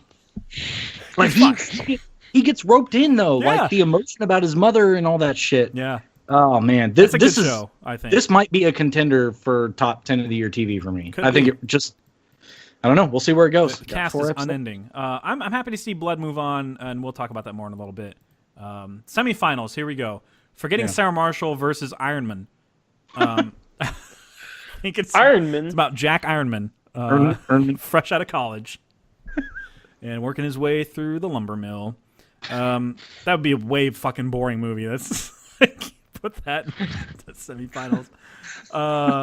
Oh man, this is really tough because I did argue legacy for Iron Man, and that certainly has it going for it. But Sarah Marshall is just. I don't care who you are. That's just one of the most relatable movies I ever seen in my life, and I Right. do mean that sincerely, despite the accent. It really is like the most like a relatable relationship movie I've ever seen. Yeah. Like every worst case scenario experience you can imagine after a breakup happens in this movie, and it happens love the when way he that you chooses think to it would in your life. Follow him, and you hear fucking Bill Hader in the background. No, What don't are go you do that." doing? Did you like what you saw? Did you like that? Did you like that? Did you like that? I need to beam my L on someone's T's. Jeez. No, you don't. Hey, pump the brakes. Pump the brakes. It would be very enjoyable for me to take either one of you home. It would be very pleasurable. No, seriously. Either one of you would be a very you're great funny. treat for You me. are cracking me up. Stop it. Just stop it. I like the sex montage too, especially with the like. I mean, there's some characters Uh-oh. that you can gag me if you want that type of shit, or the Oh, yeah. the black woman who's just Oh. I just can't, Uh, and he's like so put off. I know. I think it's my favorite to see him at work, and when he's in a shitty mood, of course, and when we're all in shitty moods at work, we kind of do dumb things. Yeah. And he's like doing the Seinfeld theme to a CSI type show, and it's so yeah. God damn it, it's so fucking funny. God, it's And so that great. show is so ridiculous, but it's so perfect. It because is. it makes fun of all those shows. It's like, Oh, can yeah. somebody say Dixicle? Like, But everything about it is great. dude. You're fucking Billy fucking Baldwin, aren't you? Stop looking at me. Oh my god, I love that. So, you're not getting paid for today's session, right? I'm aware of that. Thank you. I'm aware of that. Yeah. I love Jonah Hill's role in this too, even though it's like a small one. He makes his presence felt to the where they put him in a fucking spinoff, as a different character. But I love his intro where he's talking to his friend on the phone. I'd love to get you weed right now, Jeremy, but I'm at work right now, Fucking work. as you would know because you called me at my place of work right now. Yeah. Oh, Table for one? Are you sure you don't want like a magazine or something? You're gonna be really bored. that's really weird. weird. I love that, and I love how they're shitting on a movie that Kristen Bell was in. Like she did a It's movie. an Oh, the awful phone crap movie. movie. Yes, Yeah, Pulse. she did this movie. Why didn't they just throw the battery out? Right. She did this movie about similar premise about cell phones or something called Pulse, I think. Yeah, And, Pulse. I mean, that's literally what they're taking cracks at is a movie that she for real did. And that's what's hello. Here's my impression of a scene in the movie. Hello dies. Like it's But it's a metaphor for technology. Yeah, it's a metaphor for a crap movie. It's so brilliant. I mean, I feel like with how long we can go about that movie, I feel like it kind of, for me, is going to get the edge over Iron Man. Yeah. That's really tough though. But JD, you're next. Yeah, it's not even really that close for me. 5-star movie. Forgetting Sarah Marshall. Same It's here. I mean, dude, I know Legacy was used in the earlier round, but Tropic Thunder would have died to this fucking movie too, so it really doesn't matter. Doesn't matter. It Sorry, doesn't matter Robert at Downey. all. Aldous Snow is one of the greatest fucking rock star characters in any comedy ever. He's so good. So good. Such a natural. Yeah. Yeah. I almost forget that Russell Brand is so fucking weird and outlandish because of that Kyle, movie. would you have gone Iron Man for the legacy thing? I'm just curious. No, I would have actually turned on the whole Legacy argument and gone, yeah, Legacy's great and everything, but it's not the best, of it, what it represents, whereas Forgetting Sarah Marshall is of the best of not only what it represents, but its genre and everything, so Forgetting Sarah Marshall for me. Man, Siegel what a wrote it. semifinals. What? God, that guy is amazing. Who's that? Jason Siegel wrote it. Yeah, it's his baby. So- Yeah, and he's absolutely. That's Everything about that guy is amazing. one of the rarest things in a movie that's ever been done is for a movie to create a piece of art within the movie that makes me want to see that fake piece of art from the movie. Right. Oh my I god, want yeah, to the see that Dracula fucking puppet musical too. so No shit. bad. I wish they No would shit. write that shit out and play it. Right? And there's a few examples because I have Inside of You in my head a lot. Yeah. Way more often than it I'd should play be. From 6 to midnight. Inside of You. Yeah, I remember. Singing it right there in front of his fucking ex. Inside oh, that's so of terrible. you. Oh There's my got God. to be a part of me. Inside That's so of you. awkward. Yeah, I love all the awkward humor though. It just totally hits the nail on the head. And Mila Kunis is great in this. She's not like Yeah. She's great. Super she's great. not like there's something about her that's not like everything just seems like a natural friendship or whatever at the beginning. Obviously, Well, she's on Peter's side from the get-go Yeah. because to that point, everybody that's said the name Sarah Marshall is like, oh my Mm-hmm. God, Sarah Marshall. Have you seen Sarah Marshall? Like, she's the first person that's like, maybe this girl's kind of a bitch. Yeah. Like, Well, he always she's the had go- to try she's the hard goddamn in, devil. in interactions with women, so this Right. kind of felt like something more natural that you can just have a conversation with somebody right. and they just got along perfectly fine. It was just natural for them. I can say natural 10 more times. You guys know what I'm saying. I wish it was really natural. Natural. You know what? It would have You get to see that natural. naturality in that wall picture. That naturality. Yeah. Yeah. Yeah, A lot that's too of bad that. it's fake. Yeah. So I don't care. I don't even care. that when he goes to get the Okay. picture, that's when the bar guy goes to beat him up, and Jason Segel throws toilet paper at him, and he goes, "You throw doo-doo You paper." throw doodle paper. That's one of my favorites. You throw the doodle paper. Doo-doo paper. All right, this is a really tough one. In Bruges versus There Will Be Blood, and Kyle is first in this one. Woo! Ouch. Yeah. Wow. Wow. Yeah, it's hard. This is hard. If I'm gonna go for a movie where I'm just like, man, I just want to get something. I want to get in. I want to get out on something. In Bruges is kind of the choice for me. Whereas There Will Be Blood, I'm like, man, I gotta clear up a weekend, Right. or at least a full afternoon. It's a lengthy movie and it's a very talky movie, and you're gonna feel, it's like there's not a lot of distractions in that movie. So, God, but it's so fucking good though. Man, this is hard. Then I thought it was just gonna be In Bruges. Yeah, I think I'm gonna go In Bruges anyways. Though I think that's what it's what I'm more leaning towards. It's the one I've watched way more for sure. It's just a funner movie. It's just a way fun movie. Yeah, I think that's what I'm gonna go. I'm gonna go In Bruges. Okay, cool. Oh, god damn it, I'm next. I was like, okay, JD, I don't have to do this. Fuck. Shit. We have yet to have a split vote in this episode, and I don't think I'm going to split it either. Yeah, I was gonna say, think come I'm on. gonna split it, honestly. You were just like, there's a 5-star movies This is a for this 5-star year. You're not movie voting for against me. it. In Bruges is pretty much perfect. For what it's trying to go for, that's how I define perfect movie anyway. And There Will Be Blood. I mean, in my rankings of Paul Thomas Anderson movies, all 8 of them, this is 6. So, for me, at least. So you hate it. A lot You of hate people it, put it up clearly. there. And look, all of them are really good. It's just like the first 5 are 5 stars, and this one's like 4.5 for me. Like Punch Drunk Love is above it. The Master, Phantom Thread, like all these other movies, Magnolia. I love Boogie The Master Nights. so much. The more I think about it, man. Exactly. That's the thing that stays in your brain. But like, people a lot of times cite this as like, "Ooh, this is the best movie. It's a masterpiece," and I'm like, I mean, I see where you're getting it from, but it's not as rewatchable, and its length does kind of hurt it for me. It does, yeah. It doesn't need to be that long. Whereas his other movies, I like not tolerate. I even like wish some of his other movies are longer. Like even though the 3 hours long, I could have gone another hour on Phantom Thread. Yeah, though. Magnolia. I'm like, give me fucking more of those people. I want to see those people all day. Even though the it's a 3-hour frenetic pacing of that movie makes it just fly by. It does. Like I could not believe that was a 3-hour watch. For me. Exactly.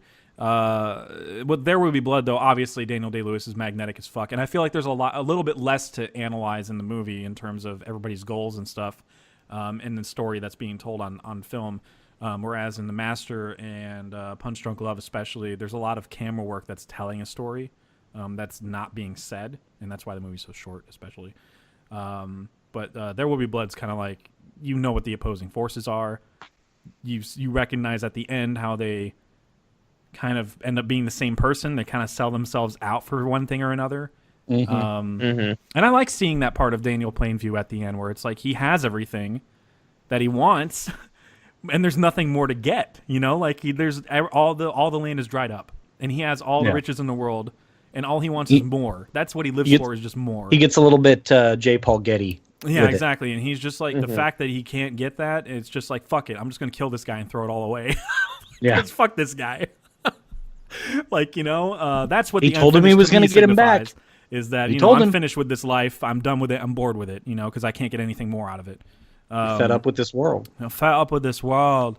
Oh, hi, everybody betray me. But yeah, I'm going with In Bruges, even though There Will Be Blood is still really great, obviously. I mean, I would say Daniel Day-Lewis's performance obviously outclasses anybody's in Bruges, but like when you're talking about the sum of all parts and rewatchability and just like more fun, like how much are you enjoying your time watching a movie? Like In Bruges is just like you're smiling the whole time and just enjoying it from start to finish. It's just every moment's great. Yeah.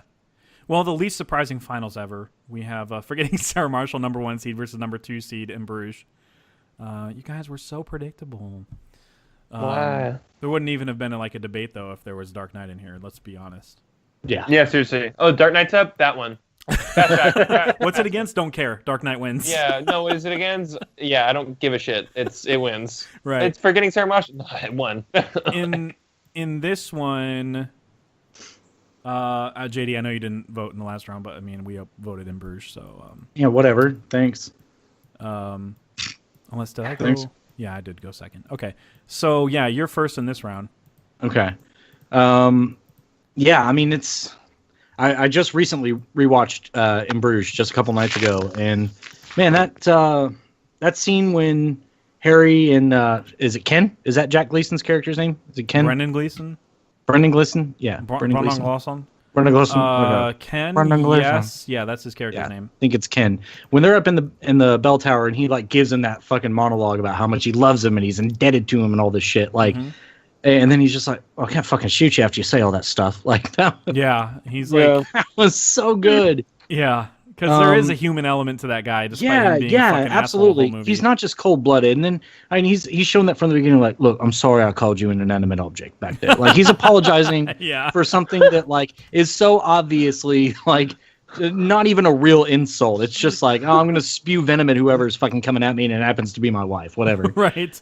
So yeah, that this is a man of principle, and I mean, I just respect all those individual characters a shitload, and I'm on the In Bruges train. I'm so mad at myself for never hearing about this movie until y'all told me about it.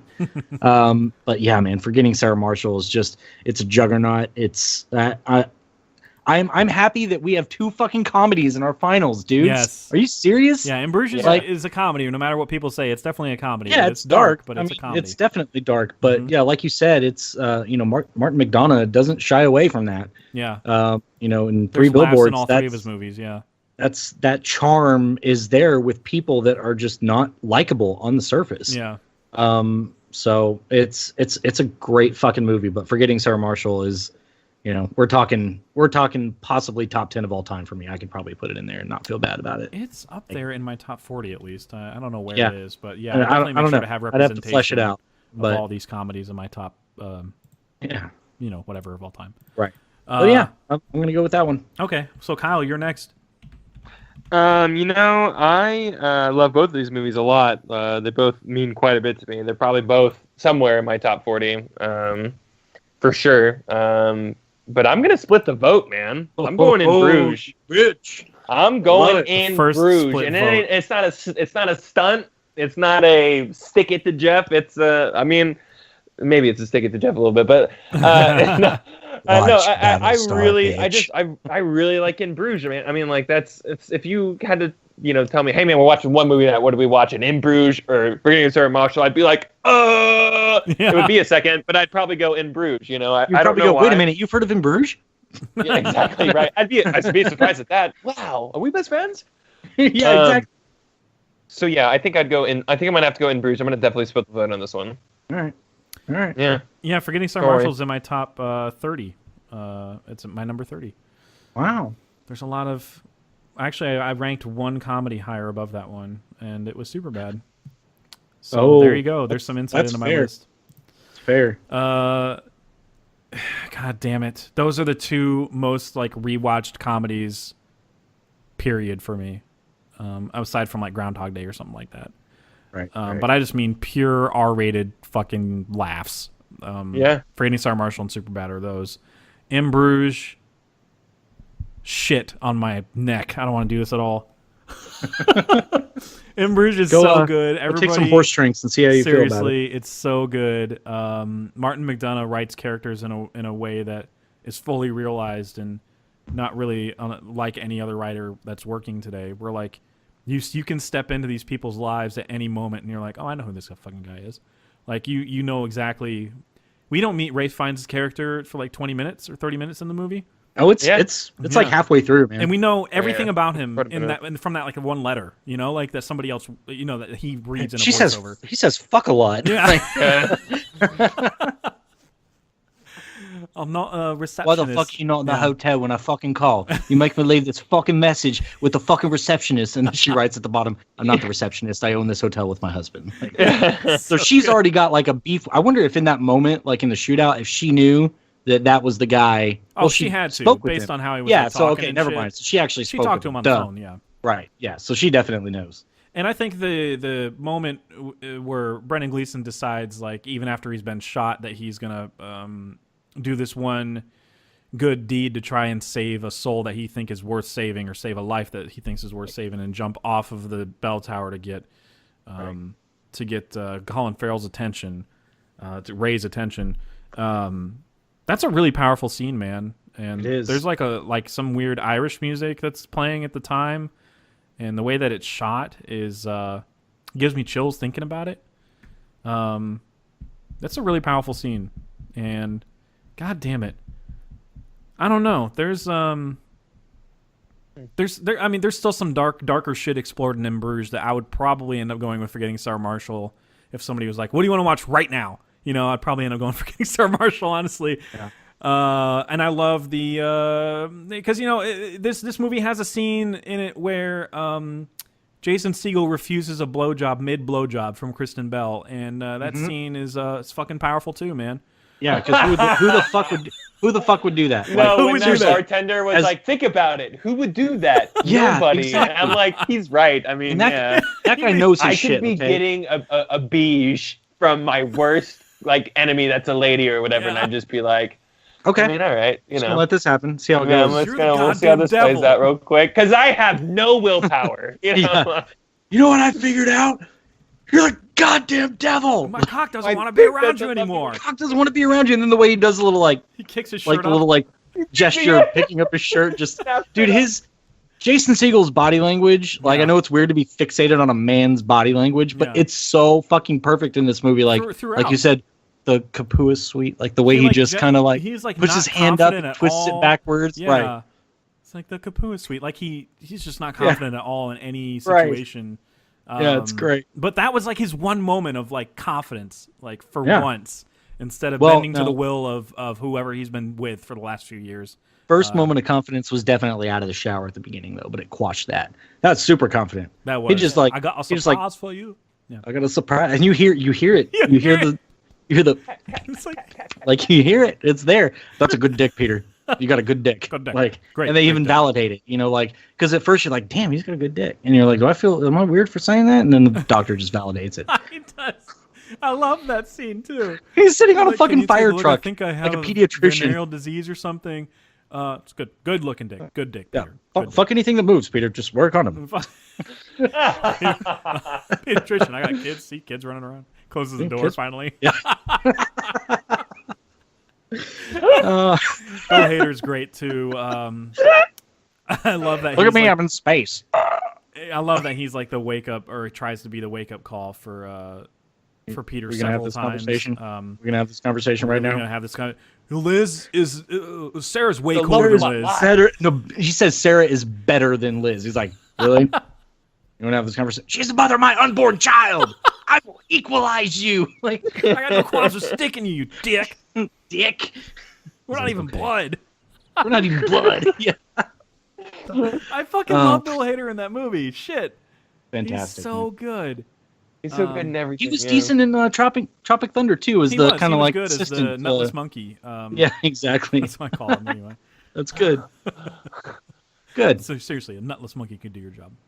I forgot to bring up like Tom Cruise at all when we talked about I wish the spin-off movie that was around Les Grossman that was like, I know they were thinking about it for a long time. Yeah. Why doesn't that exist? I don't know, man. I don't know if the train has like, what's the expression? The ship has sailed. There we go. I'll the train agree with you. the train has passed. The train guys. left the station. The train done ran on the station. On the prostitute. The bus has run over the homeless camp. Like it's what?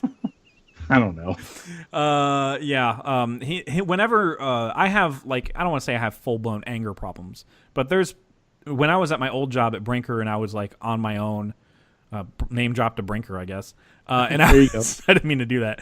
But when I was on my own, working overnights, I would like, because we had the floor to ourselves, the building to ourselves, I would like freely kind of like be loud and angry whenever somebody would be a dick to me on the phone, and I would hang up. And I get to do that now with guy. I get to do that now. It's great. And the person behind me would just lose their shit, like laughing hysterically anytime I got mad, and he would play Tom Cruise, like he took the snippet of Tom Cruise going, "I will massacre you." Anytime I get mad, he would play right. That. And I love how after he's done chewing that guy out, he's like, "Did you ever find out who that was?" He didn't even know who he's fucking talking to. He's like, "Get the number on that." Or like the second time he's like, "We don't negotiate with terrorists," and he just throws the phone. It's so good. He's so casual. Like he can just flip a switch, and he's fucking angry dick boy, dick boy, dick bag, dick boy, dick boy, dick boy. That's a new one. Yeah, that's coming out after. That's the like third movie in the Ant-Man and the Wasp. It's Ant-Man, the Wasp, and the Dick Boy. It's like a flying dick. Like you put wings and tasers on that. Like it's just flying dick. So yeah, my vote's for getting Sarah Marshall, and I feel really bad about it, honestly. In Bruges, I mean, these are both A+ movies to me, in my opinion. So yeah.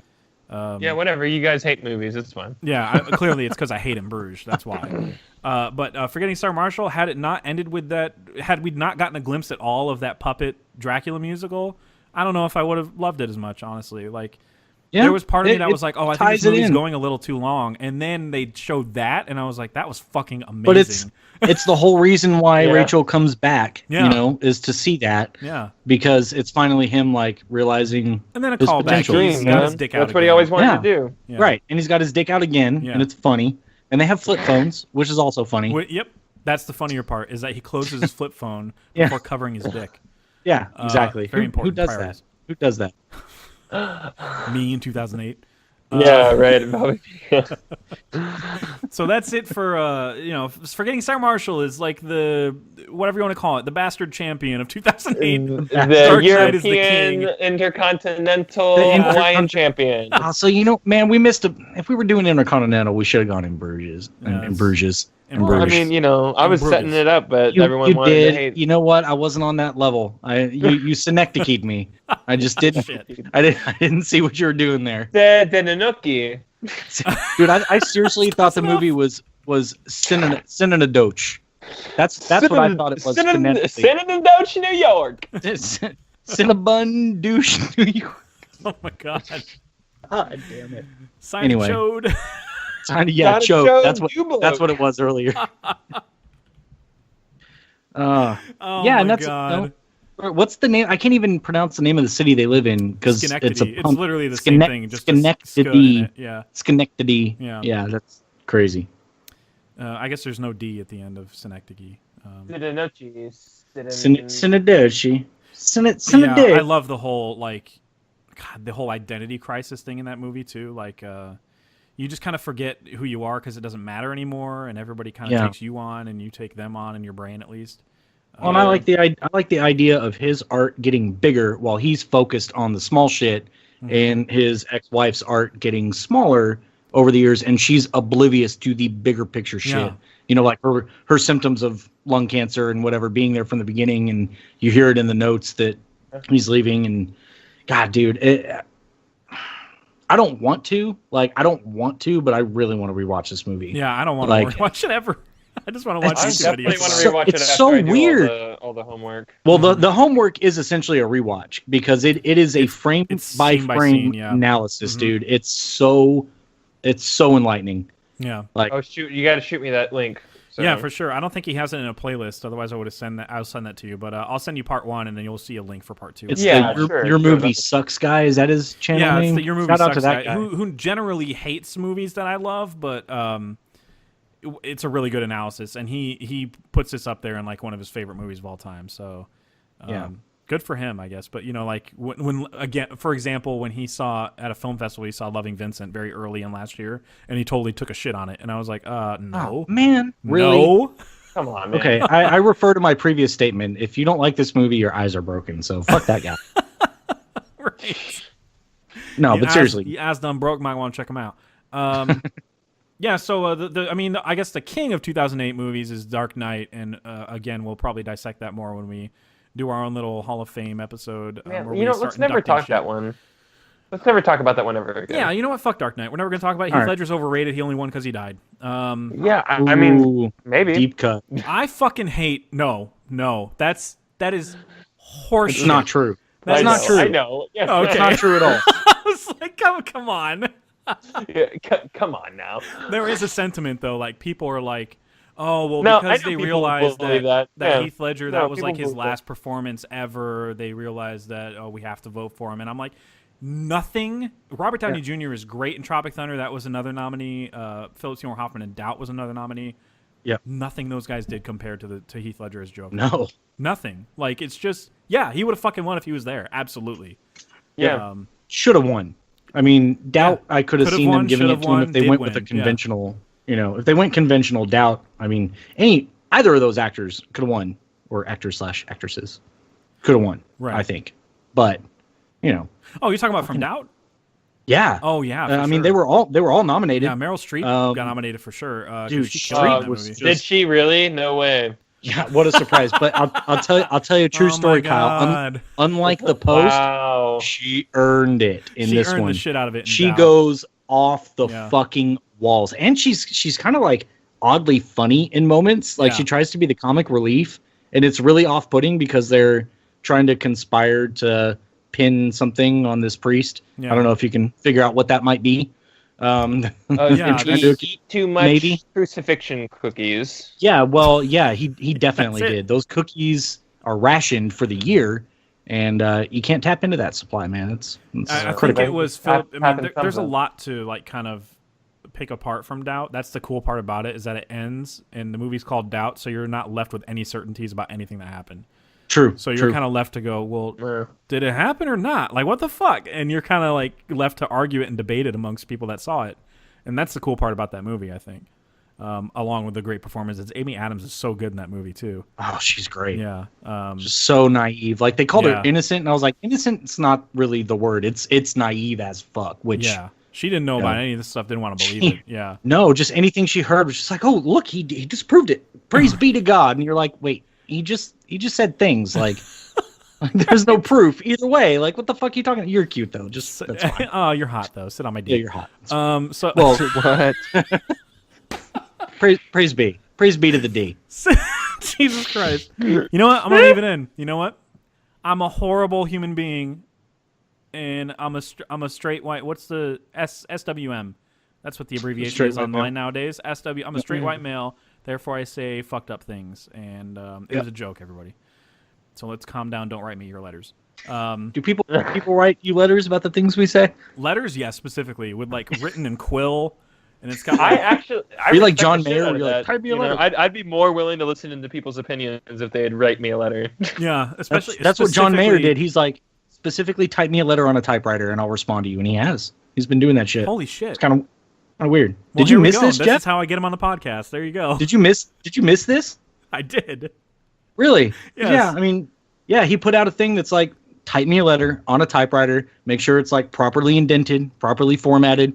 You make it right, I'll respond to you. And people in the John Mayer group are like posting their responses. So like people we've interacted with have gotten responses from John Mayer. It's fucking awesome. That's crazy. Yeah, it's crazy. Dearest John Mayer, please be on my podcast that is dedicated to your musical prowess. Just do it. You sound just like the guy from Role Models. Yes. Gingerly touch our tips. All right. So yeah, Sarah Marshall is obviously the you call it the lesser champion, but still a champion. Yeah. It was number 1 seed. What a fucking shocker! But still, though, a comedy in a year of comedies, it's very. I'm just glad a comedy won. Yeah, me too. Because they almost never do whenever we do these yearly things. So that was 10 years ago.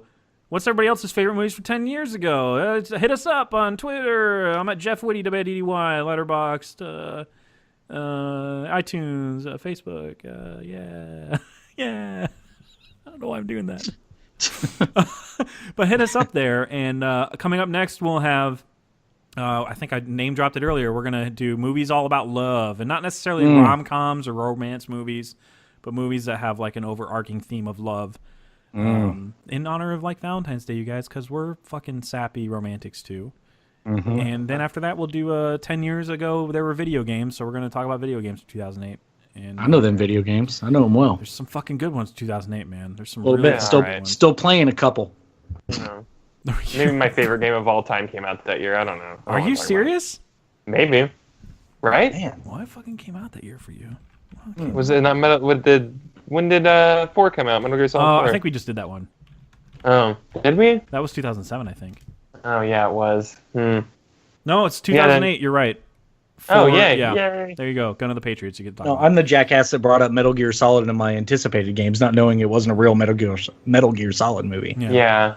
You make me mad sometimes. Dude, I didn't mean to. I'm kidding. I didn't mean to. I did no You should research see at me all. It's interact just with like, people with that game, like on in our group or whatever. Anytime anyone brings it up, I just come in and I'm like, "Listen, I'm not trying to speak ill will towards anybody, but anyone who plays this, I hope you get AIDS, you know. But like the curable kind, I'm not a monster, you know." dude, you were genuinely just like, are you fucking with me right now? And like, yeah, I don't know if you guys have picked up on this, but I kind of fuck with people a lot, like a little bit. And so when you actually said that, I was like, no, man, like I love this name. Like, it seems cool. Stop yelling at me. Oh man, I got tagged in a lot of things that week. They're just like, "Hey man, you gonna be playing this game?" I'm like, if one more person brings this movie up or this game up, I might just kill them. No, and it came out the beta, and everyone hates it. So say we all, you know. Yay! Everybody hates it. That's what you get, Konami. Pieces of shit. Yeah. All right. So stay tuned for those episodes. Like I said, Kyle, you're active on Subculture currently. People. Yeah, I'm doing stuff again over there, like writing, which is what I got hired for. Yeah, how crazy is that? Yeah, I'm doing some writing over there. You can go see my review of a little game called Dear God. I did not give it a very good review. Spoilers. And you can see my Monster Hunter review at the same week that you're listening to this podcast. So go over there to Subculture. You can see my Monster Hunter World review. It's good. It's real good. Sweet. You like it's real good. I'm actually going to get to play it this weekend. I'm excited. The game is good. Yeah, JD's going to play that one, and I'm never going to. So that's what's interesting about this game. Yeah, that is. And it's nothing against the game. It's just previous ones I played in the series. I'm like, yeah, it's just not for me. You know what it's about. Like, are you willing to commit 150 to 200 hours? No. Oh yeah, I'm just gonna pick up a controller for like 30 minutes why between even start? Yeah. Thor and Cap. gonna be good. All right, so good luck to JD for picking that up for shortly, I guess. Very short. Yeah, like I said, 30 minutes, like max. Okay, So well, good luck. I'll get a good feel of it. No, you won't. You won't at all. You're gonna come across a monster. Never. You'll be like, "What do I do for 30 minutes?" And then be like, "All right, time's up." So it'll be like right. it comes at night. I'm just like, where's How do you the even swing monster? your sword? I'm like, well, it's a combination of R2, circle, and triangle. And you're like, that's dumb. And I'm like, yeah, but that's the controls.